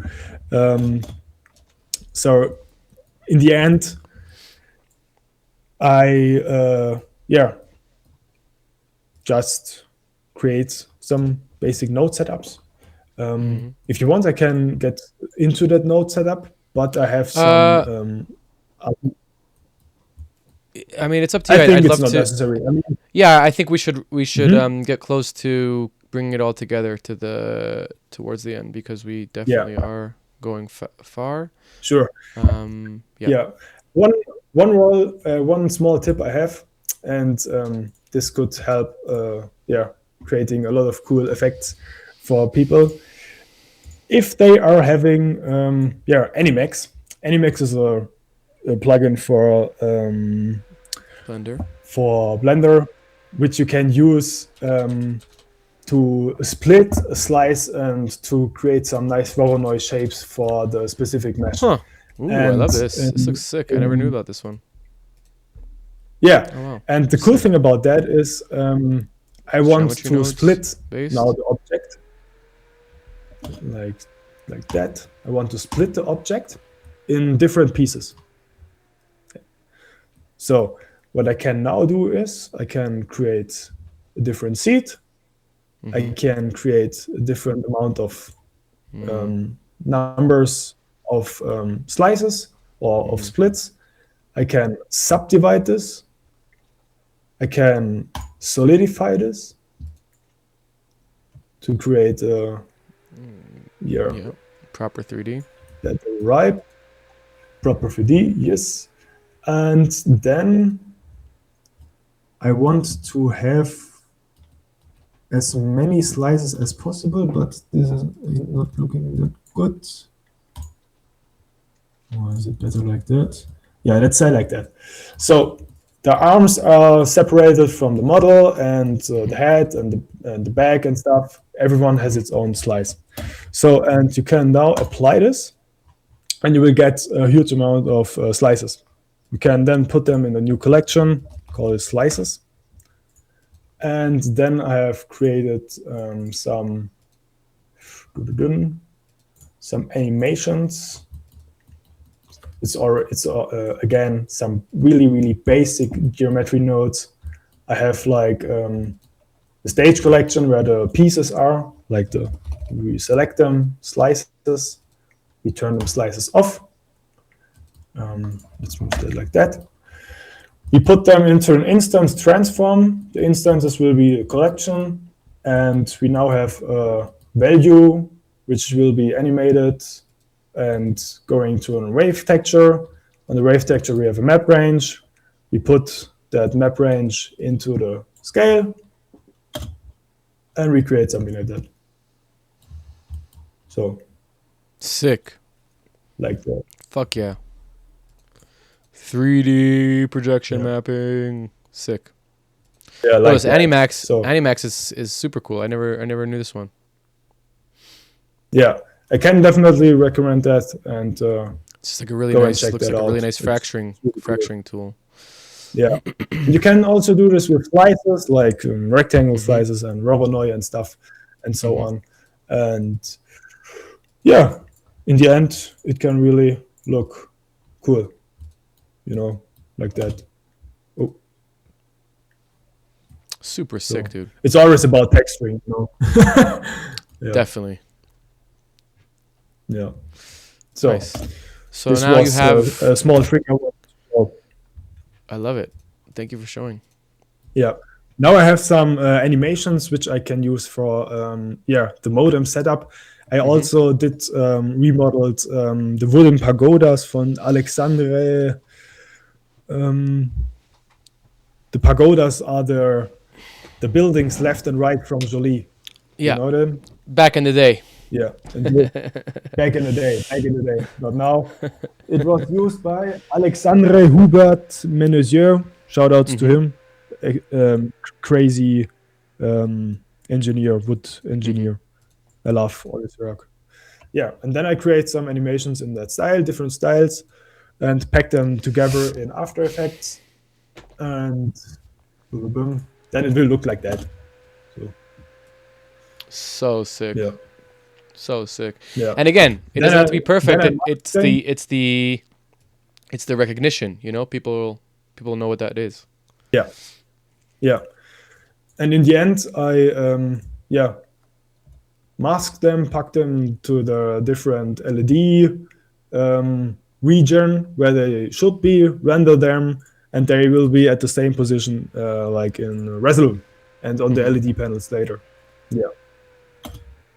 So this is it. Yeah. Good. This was about creating the immersive experience, and Super now nice. we are coming to the specific thing I wanted to show, and it's the recreating a visual experience, get a feeling for the visuals in a 3D world experience. So, and this one I also did in Twinmotion. Twinmotion is like the small, very small brother of Unreal Engine. But let's dive into it. So Twinmotion's great. Just like you said, small brother is a great way of saying it. yeah, here as you can see, I've remodeled the full swarm floor, even with the faces. And this was because I wanted to see how my visuals would look on the Jolie and on the wooden pagodas. And yeah, that's it. That's my small little world where I tried all my visuals I did for the Flying Mystic Party just to see how it would look on on the real pieces in 3D space. Are you 3D using space. are you using like projection projectors for this, or is it just on the texture itself, like on the material itself? No, it's projectors. Okay, so it is like a study as well. It's a projection study as well. Yes. Gotcha. Yeah. So it's not the real animation like you would do in Unreal Engine. It is like a projector light which is projecting onto the surface, an image on it, and then I can warp it. Like oh, you can warp it inside Twinmotion? Yes, I can warp it inside Twinmotion. Interesting. As you can see, this here is my projector. I can even select measurements. Oh, it's like that. So I can say, okay, this will be 10 meters array and have with this lens and whatever. Yeah. So that's here, so cool. Boom, boom, boom, like the cone angel, or here we can set the aspect ratio and the keystone and the offset and stuff, just to create the perfect visual projection as you would do it on the normal projection mapping. Yeah. And that's how I rebuilt the swarm floor. Yeah, let's make Super it cool. day so you can see it. Nice daytime. I love it. The little lake there. It's so sick, dude. Yeah, It's so sick. yeah. And Remember, as I like have done it during with the COVID, sorry to cut you off. This I'm just popping in my head. But during COVID, this was like yeah the fucking the only thing that you could do was like make previses and well, let's make a virtual party and let's make a streaming party. You know, it was like the biggest thing. yeah. And the cool thing about that is you can use it with AR goggles. And Right, right, right, I right, right, have right. I have that thing in my imagination that I want to do that in Unreal Engine, and want to have the opportunity to let DJs with a green screen play inside Jolie or the wooden pagodas and create different camera movements and stuff. And yeah, this is for the future, definitely. Could be a new service, you know? Super Yeah, cool, dude. but yeah, that's what I love to do. Creating visuals and then creating a 3D immersive space to see A place how it would look to look at them. inside. Yeah, I love it. I love it.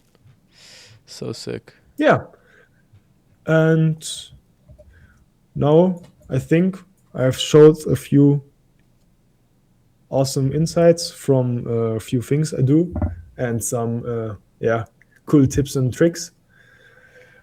And this would be the end of my set. Yeah, bringing all together. As I said, everything is coming together in my Resolume set, in my composition, and there I mix them, try and error, try and figure out what can fit, what will not fit, and yeah, use them layered here in my composition. Yes, Fuck. and I think this was it for my visual representation of my workflow for LED mapping.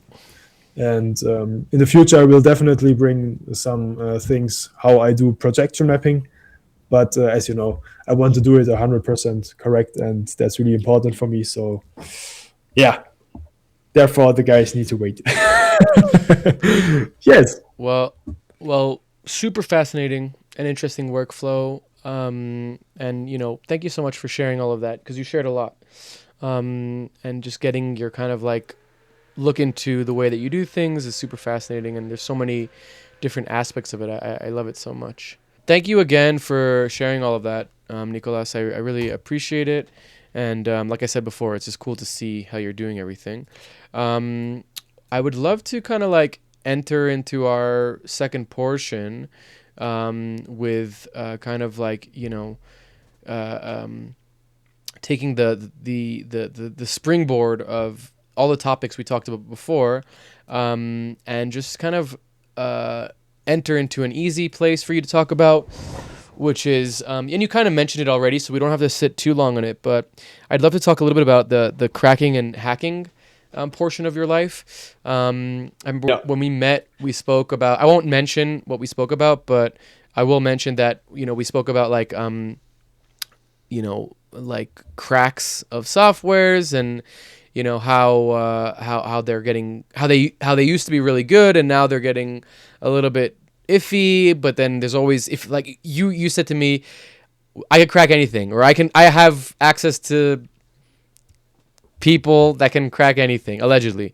And you know, and then we said this one software, which I won't name, and you're like, I can do that. And then, you know, there was like this whole conversation back and forth. But really the interesting part of it, I feel like, is like the ethics, or like the you know, the conceptualization of what it means to be you know, using cracked software.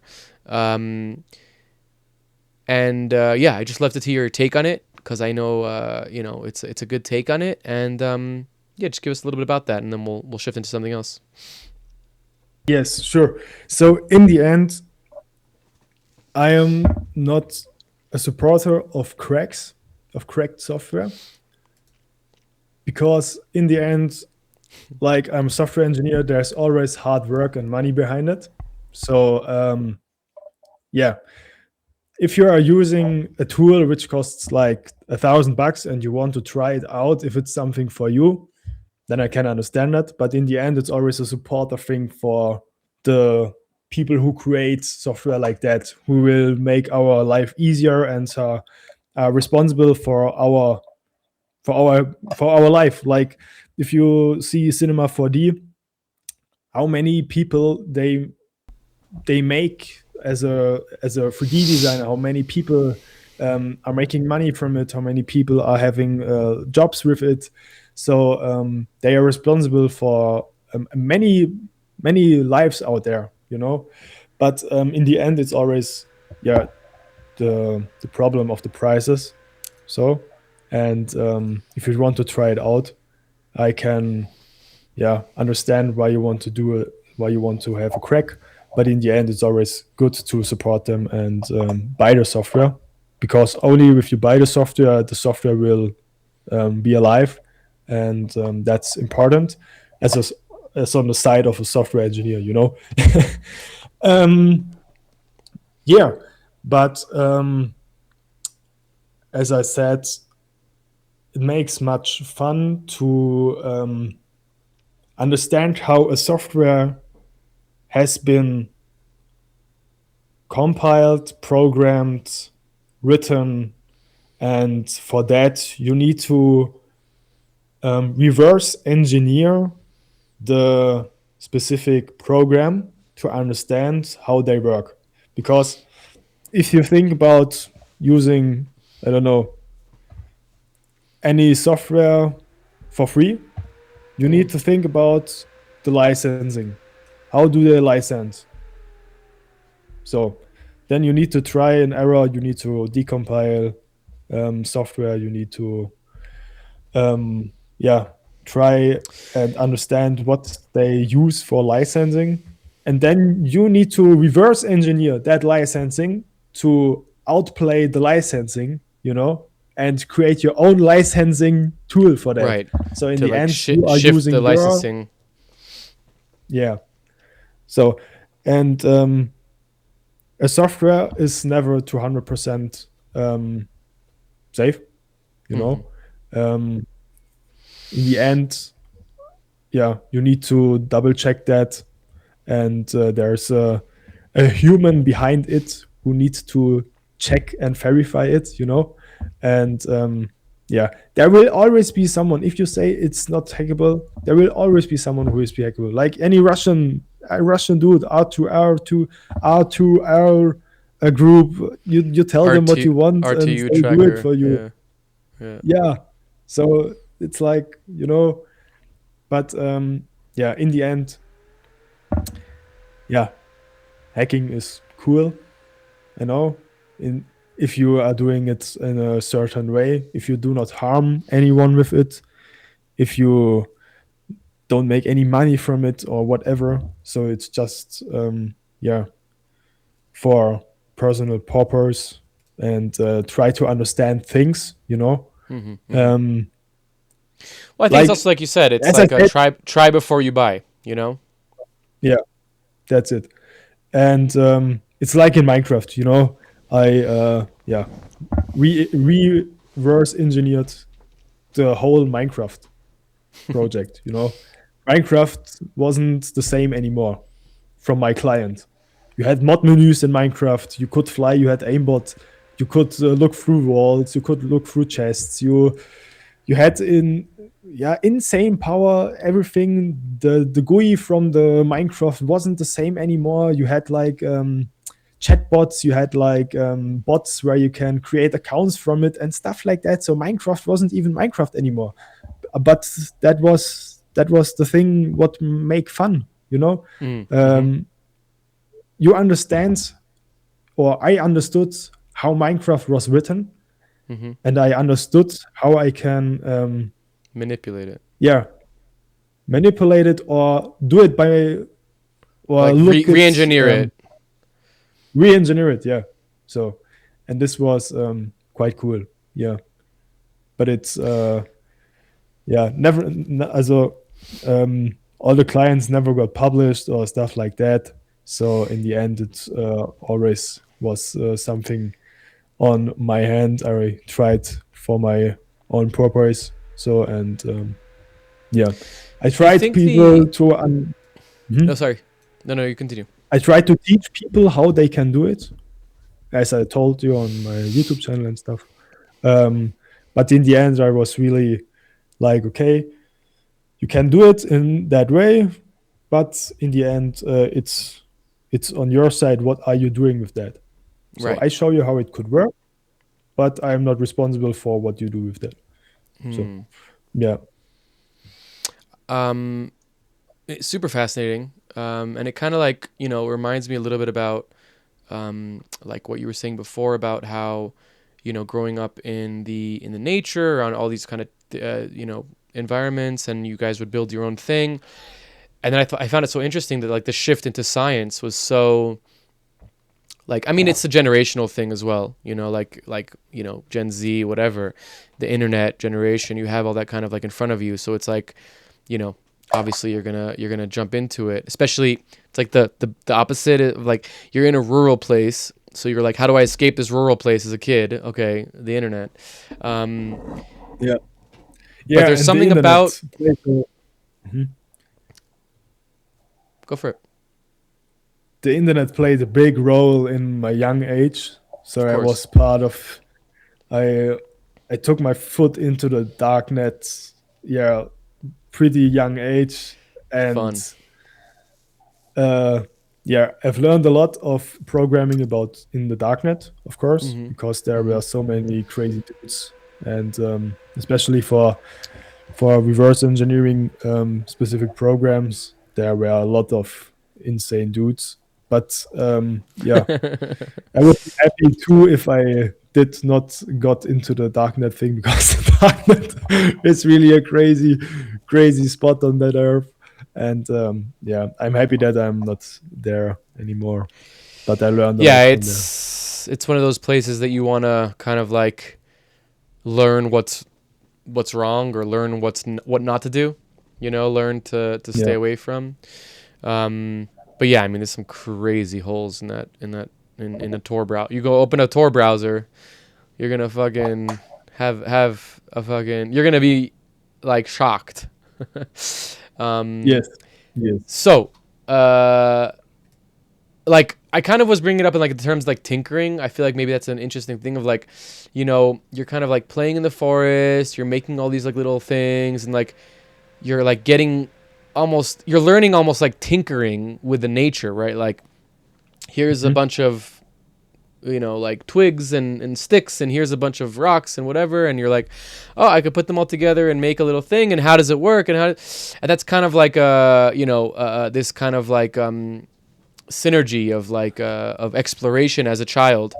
You can get it from like playing with Lego, or playing with like you said, with computers, but there's something about the way that nature or like the environment is set up or created or whatever you want to believe, or evolved, that is like a good staging for that. You know what I mean? Yeah. What do you think about that? Tinkering is very important. You're always tinkering. Always tinkering. So yeah, it's like try and error. Tinkering is like try and error. You always try something out. Okay, it's working or not, and yeah, then you go on. And it's as you said, it has something to do with my childhood. It has something to do with my younger age. It has something to do with me now. So tinkering is always be there. And sometimes if you craft something, then you get a flashback. It reminds you on something, and you get nice emotions and feelings about it, and it gets crazier about it. And yeah, that's really true. Tinkering is a cool word. I didn't knew that. Now I was translating it. What is it in German? It's Nee, it's basteln. Like Baster. Basteln. Basten. Boston? Yeah, basteln. Boston? What? Yeah, no, I love tinkering. I also grew up in like a pretty rural area, not like the Black Forest, but whatever, the West Bank. It's also pretty rural. There's a lot of nature, and I was also in a very small town. We had like trails right next to us. So I like kind of like feel that like, and it's funny because we had the same thing that you would go and like make your little spot in the forest. We call them zula in Hebrew. It's like, find a little spot where nobody can seize you and bring a bunch of tarps and sticks, and Nice. you can smoke cigarettes there or whatever, you can. We didn't really have porn magazines. I'm not that old, but like, you can go there and run away from school or whatever, and then eventually you could do your drugs there. That was eventually we got there eventually. Yeah, there's like that mentality of like, it's also kind of like teaching you as a young age of like self, like not like, well, I guess it is kind of a form of anarchy because you're kind of like, society's here and I'm like on my little part of, I'm making my own society over here, which is kind of like almost the baseline of anarchy. Whatever, in some esoteric way, but it teaches you like that sense of, I could do things on my own, and then it can shift into tinkering of like, okay, I get this device and I'm gonna open it, find it out how it's made. Maybe there's an element of like, a little bit of tism of like, I gotta figure out how it's made, but you can take that knowledge and then reverse engineer it and then learn how other things are made, and I think there's something to that. Super cool. Super cool, man. Maybe it ties into like a little bit of, I don't know if you're fully into this, but at least when we were hanging out in Germany, you were doing like a little bit of a tour. You had your bus, you had your trailer, and there's like this aspect of like nomadicness to you in some way. I know like right now you're kind of settled, but definitely. I sold like everything I have, and until my computer, my equipment I need for create all of the services I offer, I sold everything. I don't have any big material things which I can use. I have like a table which I can move up and down, and this is the only a standing material desk thing I have. Yeah, Nice. a standing desk, and of course my equipment and stuff. And I've sold my trailer, I sold a car, and now I've bought an van, which is also a transporter where I can move all my things which I had in my car, but also can live in there, which is packed with solar, and I can stay nomadic for like 6-7 days without any No problem. electricity.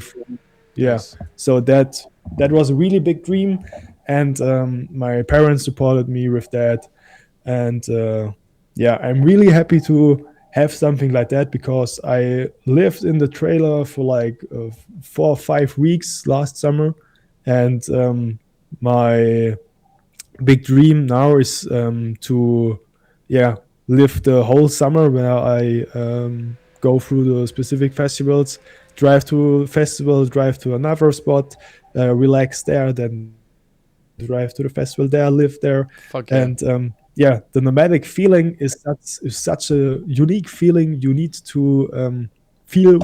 It's I can't describe that. It's so special, living yeah, it's in the special. nature, it's really special. But in the end, if you have a home where you can come back, lay everything down, chill on your couch, is something also really cool. Yeah. So It's whatever, you it is something about being young, like again, I'm not like trying to like, I'm also like, every time I say you're young, I just make myself sound old, but did we tell them how young I am? yeah, No. sure. I haven't said it yet. How old are you, Nicolas? 24. This motherfucker. but there, there is something to that, like that the nomadic aspect of just like being free. But you're so knowledgeable or mature or whatever, that you recognize that importance of having that space that is yours. Now, I do think that you can have both. Your nomadic space can be that space that's comforting and not static, but like that's centered.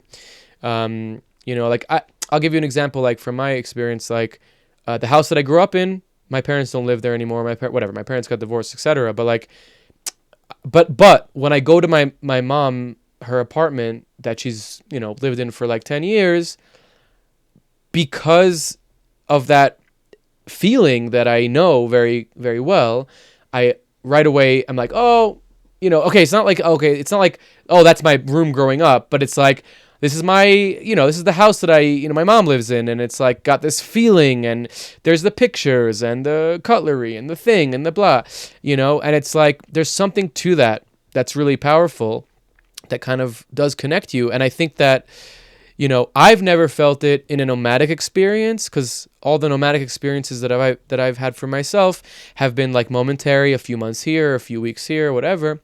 But I think if that is the ideal experience that you're trying to seek for, then there is ways. Definitely. And I think it just naturally becomes that thing of like, lying down in my couch or whatever. I trying to think of a mutual friend that, but okay, anyway, it doesn't matter. Yeah, but you know what I'm saying? Like, you can get to that thing where it's like, your van becomes not just your home, but also like your base, Yeah. And it's a very cool thing, and you really are lucky that you get to experience both, because I think having the baseline of what it means to have a home and be in that environment really helps when you're in this kind of like nomadic environment. Yeah, sure, definitely. So one thing that I wanted to talk to you about, and we are, I know it's very late by you already, so we are kind of like heading towards the end here. I know you were like, whatever. You're young. You can stay up late. As I told you, my sleep rhythm is it's been off. I don't want to talk about it. It's like 1 a.m. here at my spot, and I will stay awake like for 3 more hours. No, I'm the same. I'm the same. I'm the same.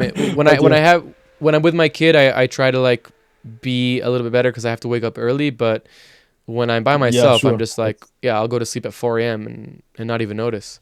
So when we first met, you told me this really fascinating story, and I don't want to butcher it, so I'm going to let you tell it. But, there's this very interesting element of your life and experience that you've been through, and the not the moral of the story, but like the giveaway, the takeaway from the story was overcoming difficulties and how that has met you in your earlier life and now in your adult life. So I'd like to give you the opportunity to talk about that a little bit and share with us what you want. Sure, definitely. That's something important for everyone. And for this, I need to adjust my microphone. You're getting serious.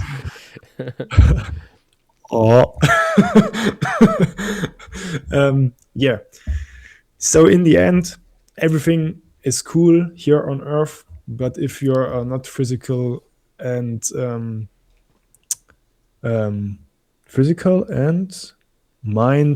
mindful here on Earth and have some symptoms and health issues, nothing makes fun.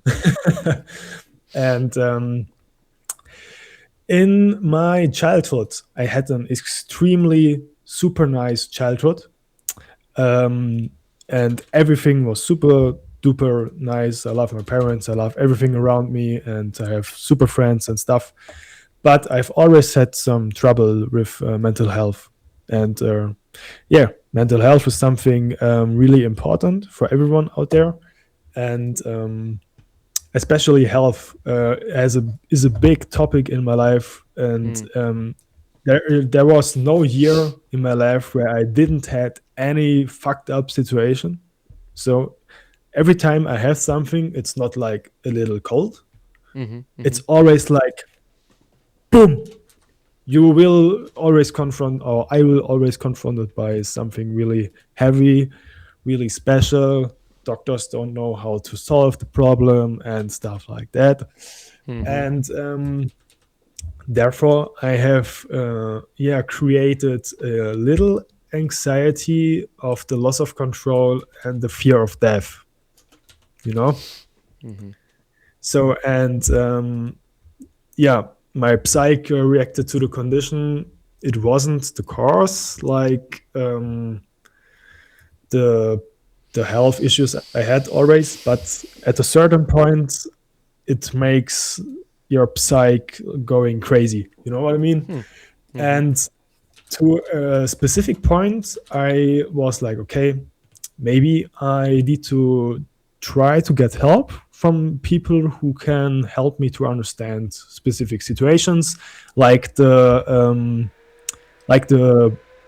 man who helped me on my apprentice, you know, but this time for mental health. And a crazy story was the hypnosis I went. This was the thing I told you, and I was there for 2 times, and the second time I was on hypnosis was a really, really crazy and deep session. And hypnosis is like a really crazy state of mind where you are controlled by another person. So you give your control to a person, and this person has control of every thought, every situation, everything they tell you will move you to a specific way.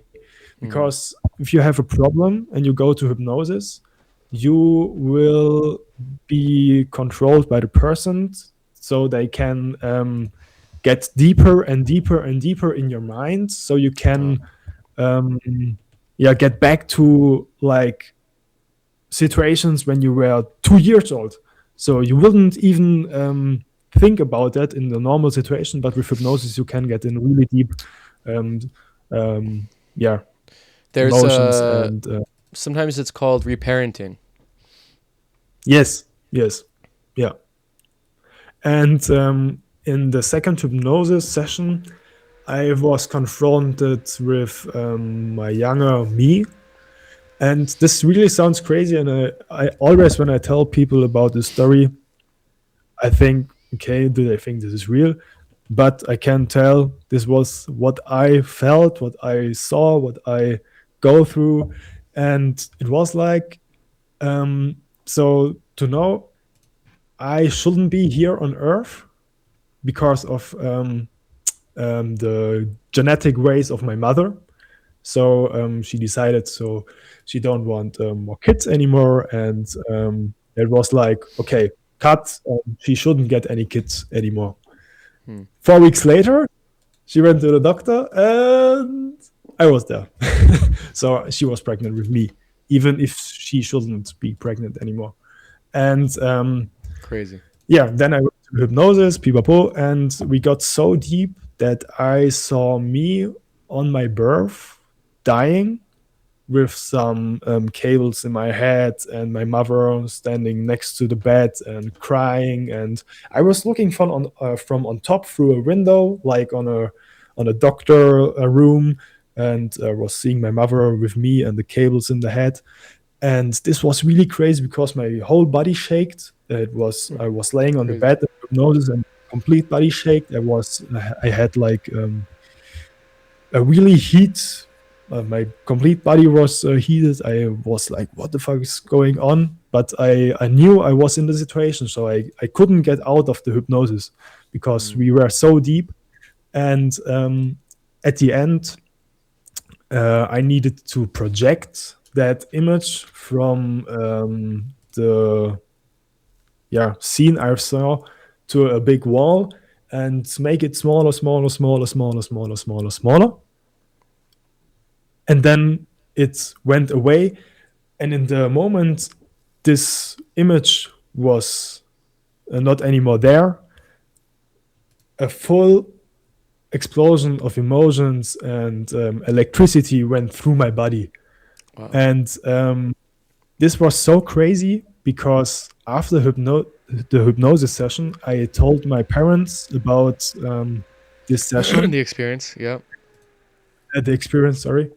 And they both started to cry because they never told me about that. And how I described them was 101 the same situation that they've been going through. Mm. And I was like, what the fuck?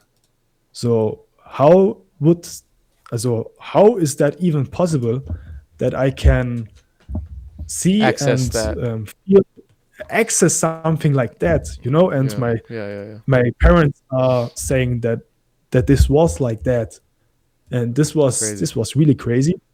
And after that, the fear of death was completely away. gone. Wow. It went away. So, and yeah, before that, my death anxiety became central, you know, and after that, it went definitely away. And for that, it is definitely something I can say.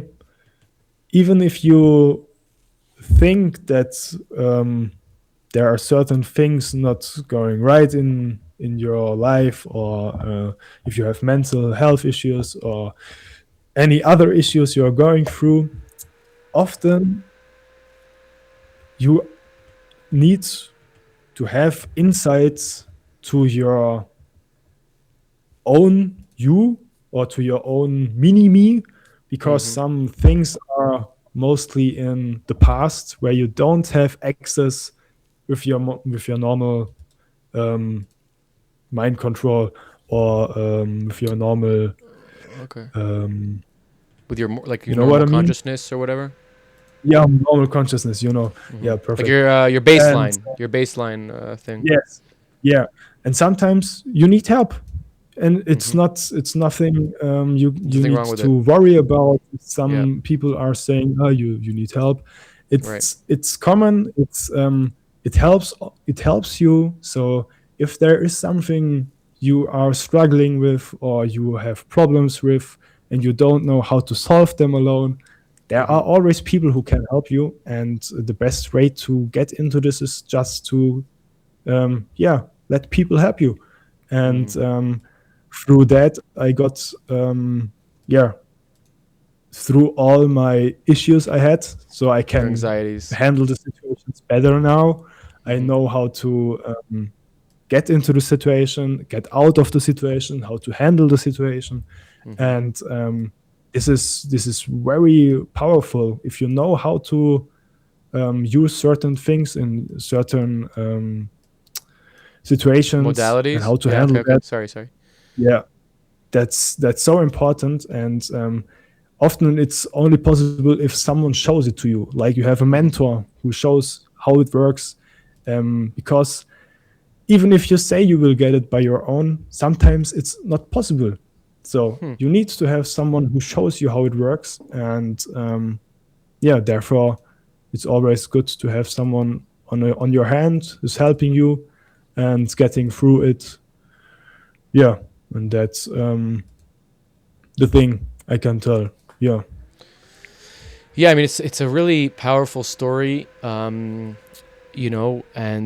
thank you for sharing it. Obviously, I think it's it's intense. Um, what are some things that you applied to your life outside of this reparenting experience, where you kind of I mean, obviously the psychology of it is vast, and like the spirituality of it is vast as well, but like in a very condensed and kind of general sense, because you were confronted with this experience of your younger self and the feelings, the emotions, and the whole experience, and then were given the feedback that it's, you know, real and it happened, that like somehow, I think it's like quantum personally, but like somehow that like reassured your child inside of you in your memory in the past, whatever, that it's all good, that, you know, that you can die, that it's a gift that we're here, whatever the lesson is, there's a lesson there, and that's solidified as something that's like, okay, this is my psyche now. This is who I am. It's like kind of like, you know, psychedelic experiences, right? You die in a psychedelic experience, or you experience time in a very unlinear fashion, and then it unlocks some sort of understanding of time, of space, of you know, of your ego, whatever it is. But implementing those things, the lessons, or like, you know, fundamentally taking those lessons and making them into like practices, into, you know, into workflows. We're like little AI agents, but like, you know, getting those into like things. What are some things that you do that help you with that? Like, what are the things that like help you with your anxiety, help you with your you know, fear of death, etc., that aren't just the pinnacle of the experience? What are like the everyday things that help you and focus you? Yeah. So what I need to say is, since Corona, I have long COVID, and I have to Fun. I have every day some symptoms and fucked up things with long Sorry. COVID. So I've been a patient of long COVID, and but sometimes it's like that my blood pressure is getting too low from one Too low. in the one moment. So it could be a wonderful day, perfect, everything, and then zack, boom, blood pressure is pretty low, and then it's like, whoa, it's like getting dizzy, and I was like, okay, I need to hold down, and I have this now for like 3 years, and it's not repairable. So I need to live with that, but I needed to learn with that, and needed to learn to live with that. To live with that, yeah. And it's like with the near-death experience. So I can't die from that. So I asked doctors, can I die from that? And they told me, no, you cannot die from that. And those are things I always tell me. If there are some situations like that, I need to think logic. It's like in programming. You always think in a logic way. Not complicated, not fully into it. Don't waste your mind into a problem which isn't there. You know, think logic about it. Like about the blood pressure, I can't die from it. Okay, it's like a situation, not good at the moment, but okay. Relax, sit down, drink water, lay down, and then it's getting better. You know. Yeah. And it's always about, okay, is it really what's the word for it? Is it really that bad? You know? Is it really that bad? So, wow, interesting. Yeah, is it really that bad? So that I need to think my whole mind into it, and then it's like I think logic about it. As I said, can I die? No. Okay. So then I do some breath works. Breath works is really one of the best things you can do.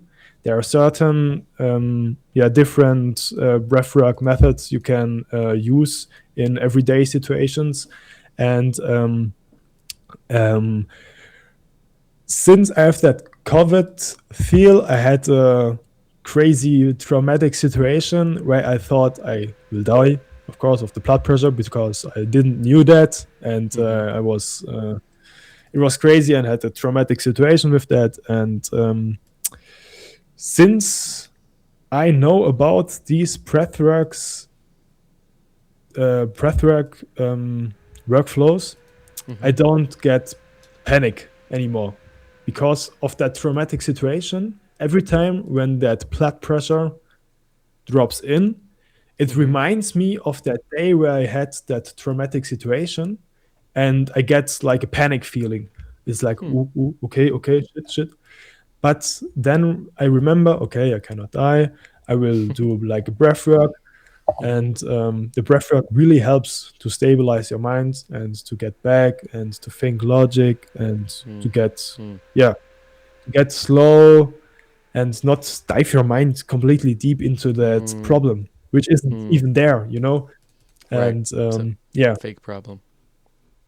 Yeah, that's it. Yeah, you are creating fake problems which are not there. So, but it's really complicated. It's it's not that easy. You know, many people there's a lot of say, distractions. Yeah, when people say, but don't think about it. Yeah, just don't think about it. Right? Sorry, sorry. That's man. not how my brain works. Yeah, I can't. Situation which is triggering me all the time. Sorry. Yeah, or not even. It doesn't have to be traumatic. You know, it's like it's just natural. Like especially people like us who want to be innovative, who want to be on the cutting edge, who want to like go forward in the future, or even like, you know, just like the idea of like trial and error, all these themes that we're talking about. It's hard to not like take that into the logical thing of like, oh, I have a problem right now in my life. I have a thought, or something's happening, or a girl, you know, relationships or whatever it is, and I'm gonna solve it. I know what to do. And then just that thought, even if it's from like the most healthiest place of like, I'll care about this person, you know, it easily becomes very unhealthy where it's like an obsession, or even like you start making up things that don't exist. What about in a year from now? What about in 2 years from now? And then you create all these scenarios, and it's like, okay, none of them are real. They're just in your mind. The future, you know, even if you believe the future is like, you know, is on its course and time is linear in that sense, it didn't happen yet. We're still right now here. So like, what is even important of it, right? And like that can help like calm down that thought and stuff. But I always have this hard thing of like, even when I'm like, okay, I know that I'm like going into the future and I'm like making up all these stories and they're just stories. I like stories. Stories are what help me like compartmentalize my reality and my experience. And like, you know, in therapy, it's like something that I always try to work on. Not always, but something that I often work on in therapy is like that idea of like the story. What is the story? Why am I telling this story? Like, what is this story's purpose? Because if the story's purpose is just like how I make sense of things, there's so many, you know, no one story is the right story, and it could be any story. So I'll just tell a positive story, and then, okay, the anxiety goes away. But like really like the deep of it is like, why? Like, why do I need to tell this story right now to compartmentalize this thing? You know, like, is my relationship okay? Why do I need to tell myself a story about like what's going to be in the future, whether it's positive or negative? What is it teaching me about my relationship currently now, right? So I always found that kind of helpful. I know it's like kind of like the same rabbit hole of like, instead of how it's going to happen, now you're in the rabbit hole of why.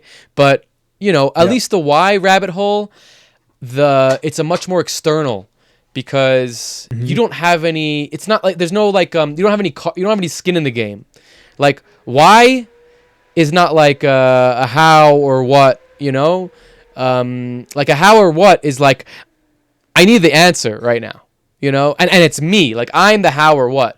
The why is a little bit separate, you know, like why is this person like this, or why is my relationship like that? You know, it's like there is like that internal thing, but it's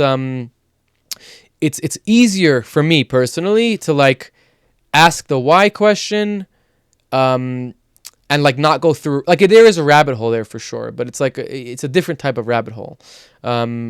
I don't know. I'm a little bit blabbering, but like, but it's there's something to that. Yeah. No, but that's true. So I have something similar which I also use sometimes. It's when certain emotions or certain things appear, like panic, feeling, or stuff like that. There are tips and tricks where you can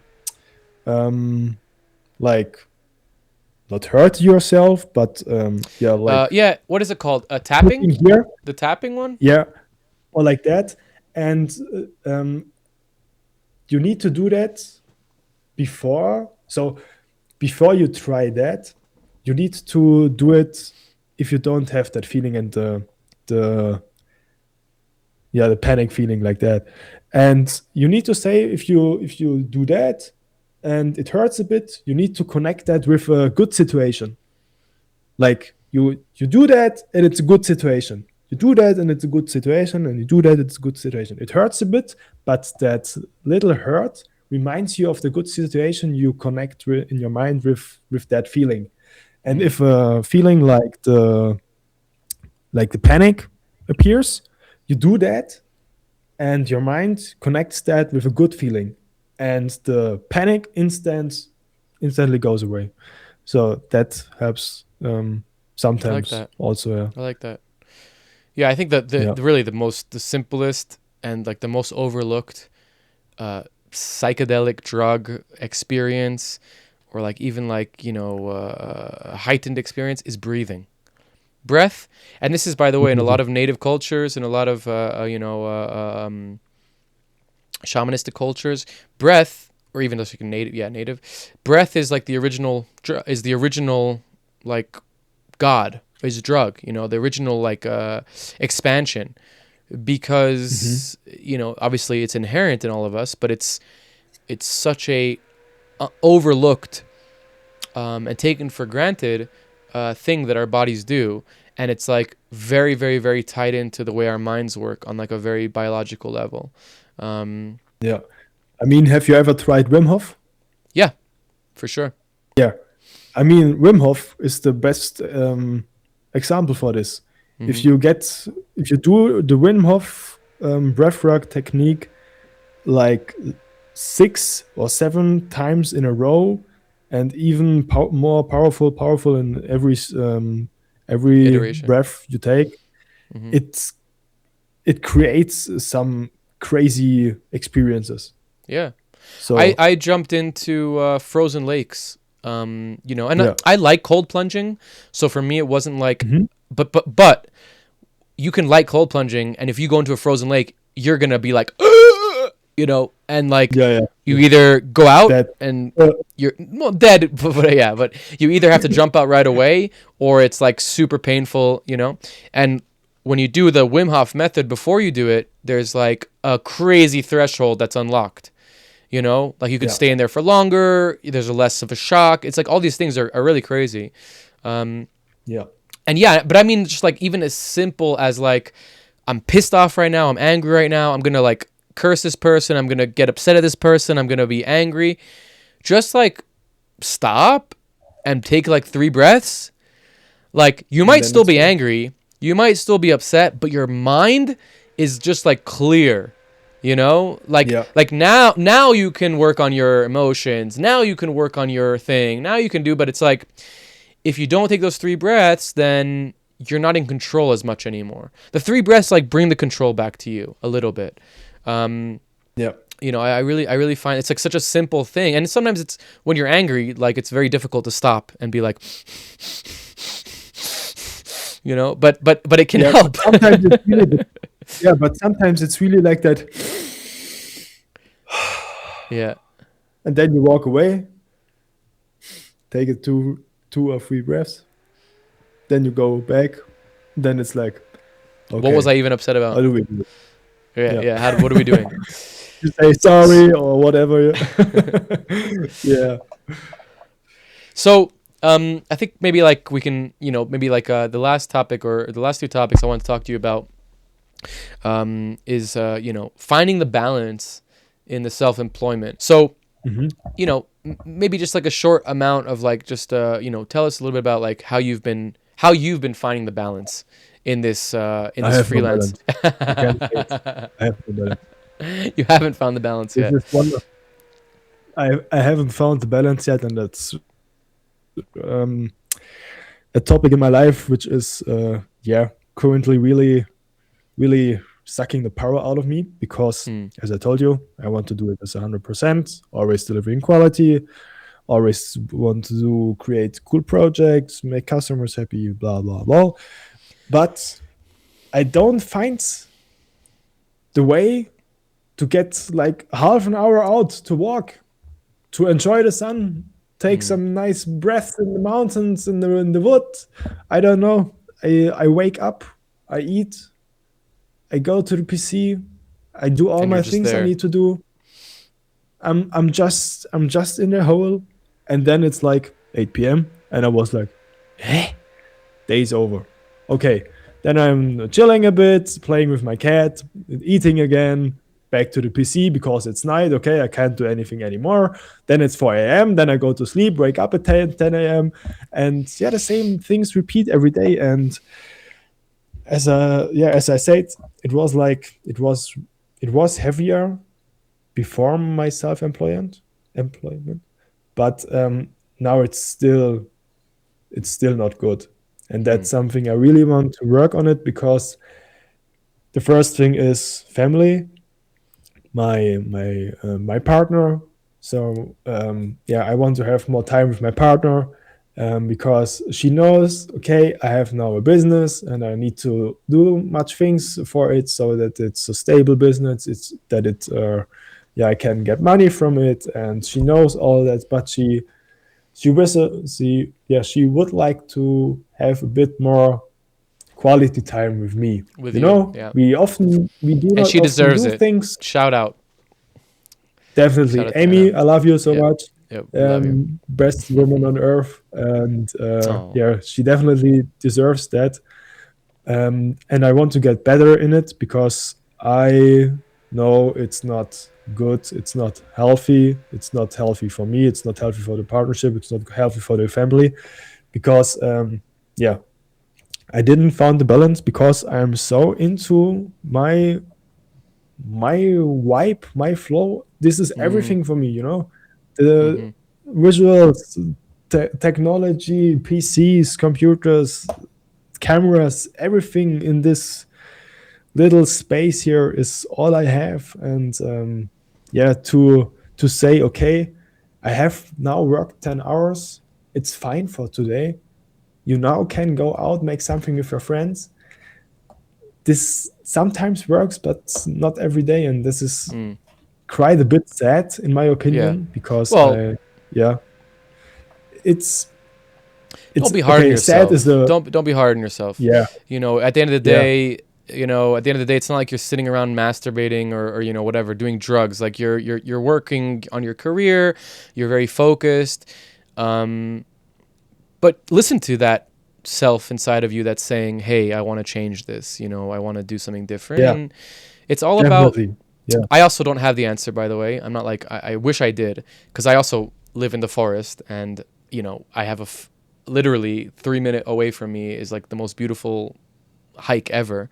And I've been in periods where I'm like, okay, 4 times a week I'm gonna go to this hike, like no matter what. But then I don't do it once or twice, and the whole thing's lost.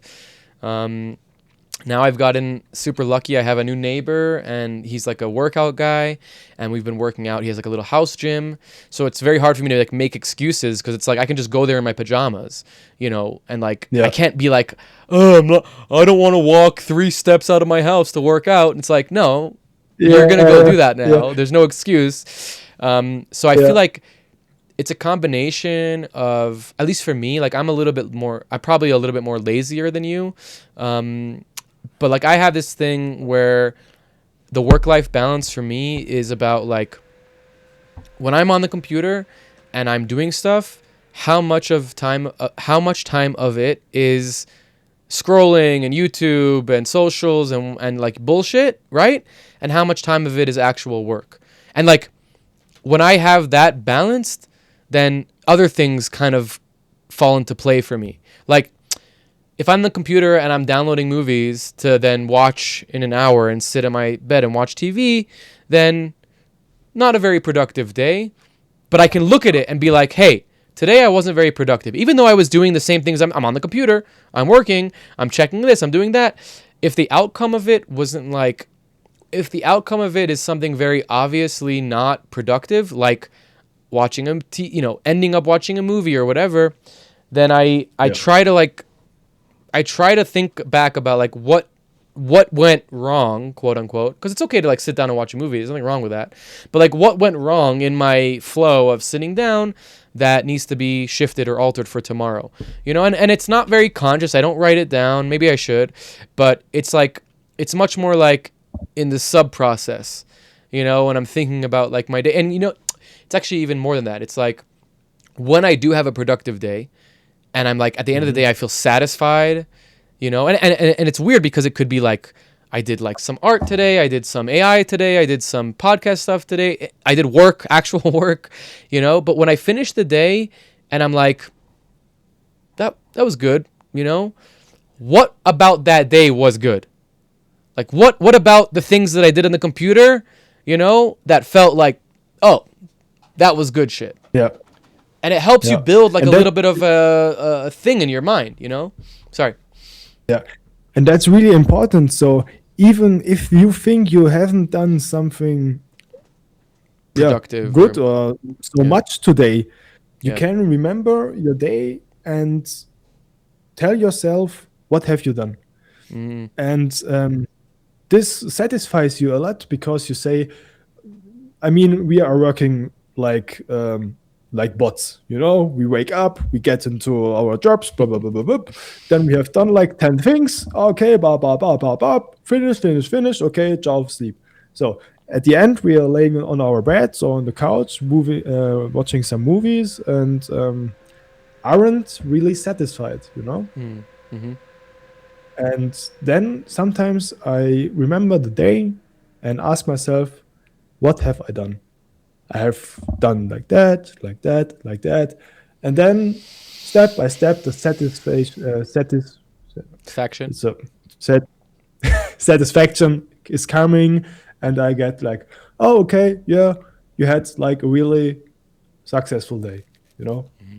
And I think that's really important to tell yourself that you really did good work, even if you had like an hour where you were scrolling or doing some goose shit.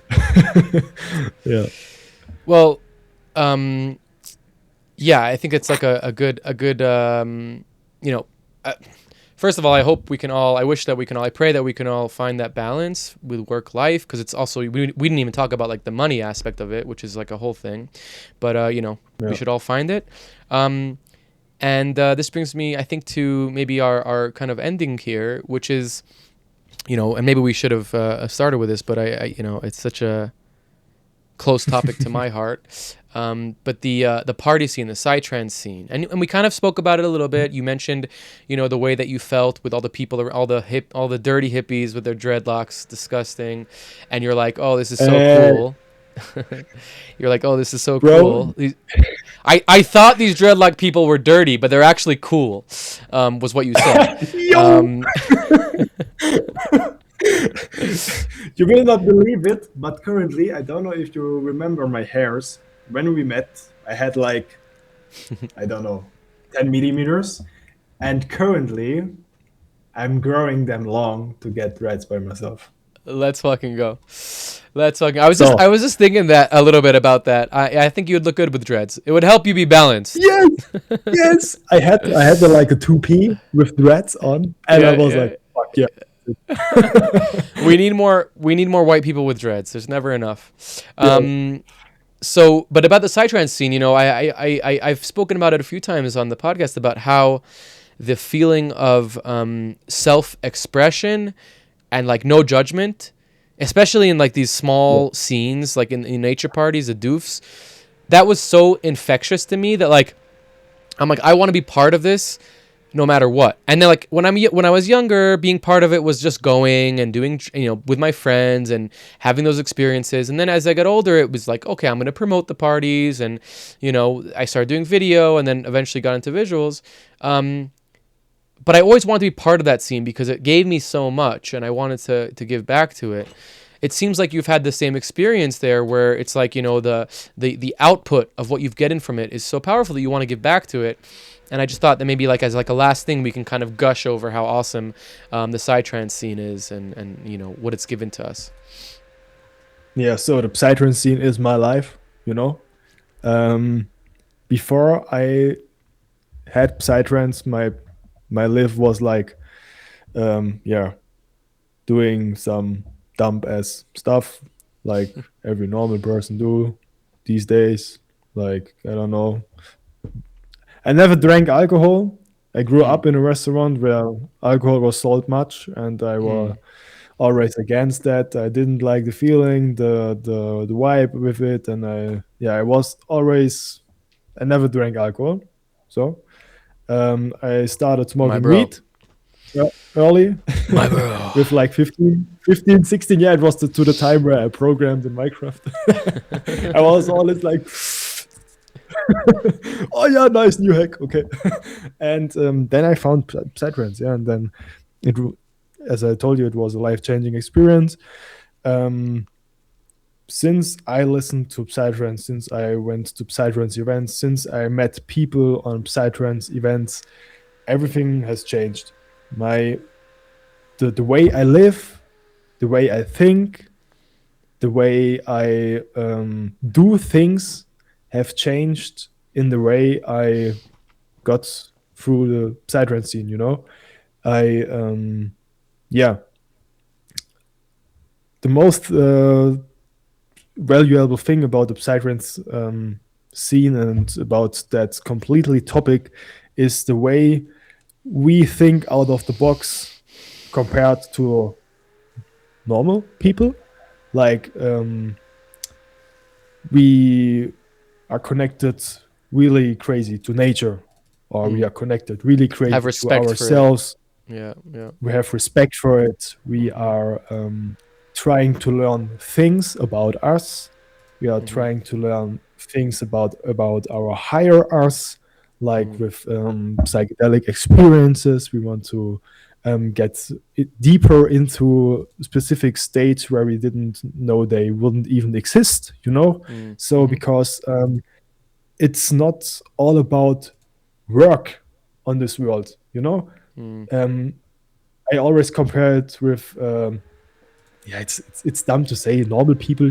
I don't want to say normal people, but um, people like my father, they say they are born to work. They in the childhood they worked. They are now 50 years old. They work. They've worked their whole life, and it's all Mm. about work. You work, work, work, work, work, then you die like that.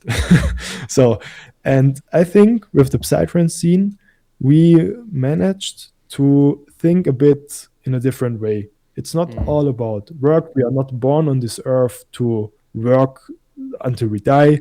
We are Mm. here on this earth to live a life which is created for us. I mean, God has given us this opportunity to be here at this place to yeah, live on this planet, on this wonderful um, yeah, have a wonderful existence here like that. And this is for a reason, and it's not for a reason to work. You know what I mean? And this was For something sure. I really appreciate about the psytrance The scene that psytrance. I Yeah. got into. Yeah, that I got the to think about in a different way about the life. And I don't know if yeah, I was here without psytrance. You know, I really don't know what my path would be if I haven't found psytrance. I mean, psytrance and the whole community um, trusts me as an artist for their Mm. events It's a and beautiful feeling. provides me. Yeah, that's beautiful. And always the connection to the people, the Mm-hmm. talks, Mm-hmm. everything. It's like a family vibe, and you're always connected. And Mm. yeah, I mean, the psychedelic experiences are also a big thing in this Mm-hmm. community. Mm-hmm. But I need to say, since the last 2 years, I didn't have any.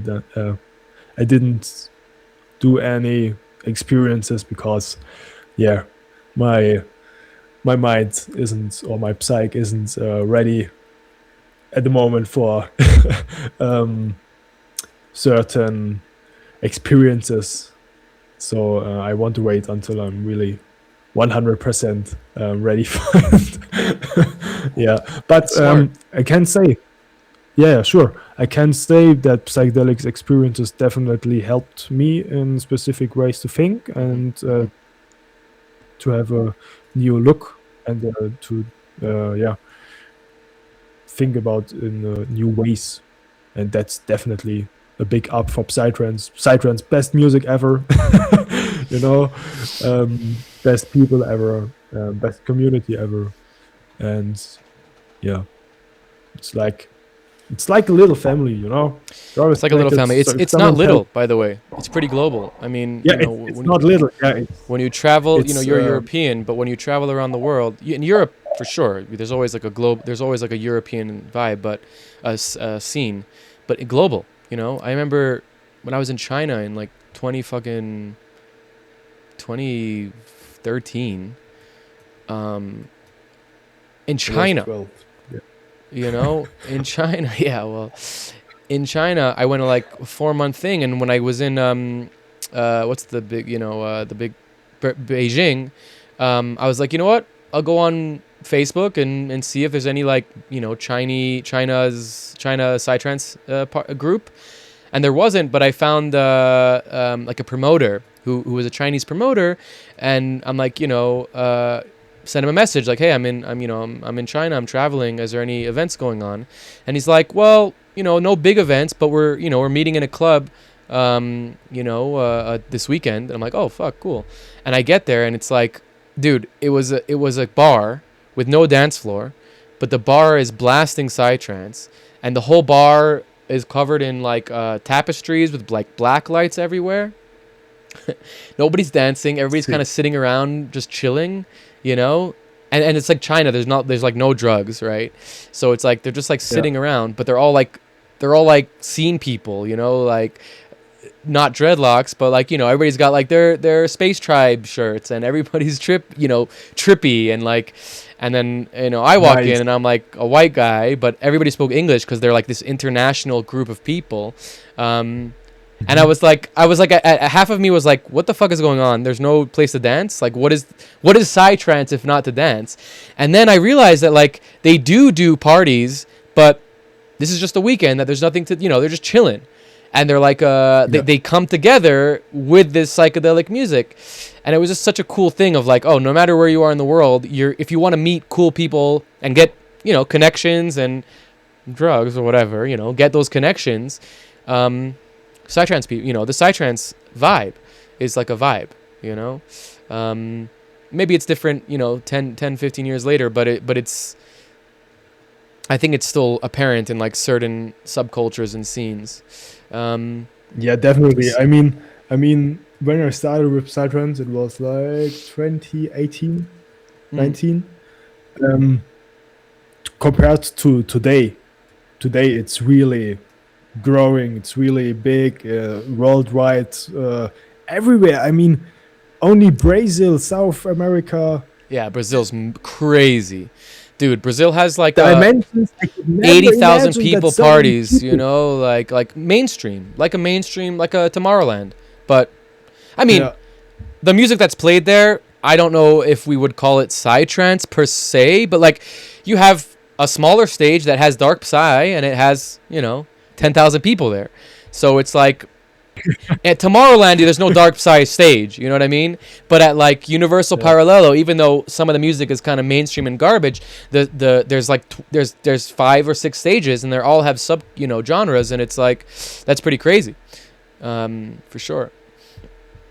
Yeah, definitely. I want to go to different places on Earth where people are celebrating the psytrance scene, because in the end, I saw like 3 countries with different psytrance communities, and they were all pretty small compared to the rest of the world.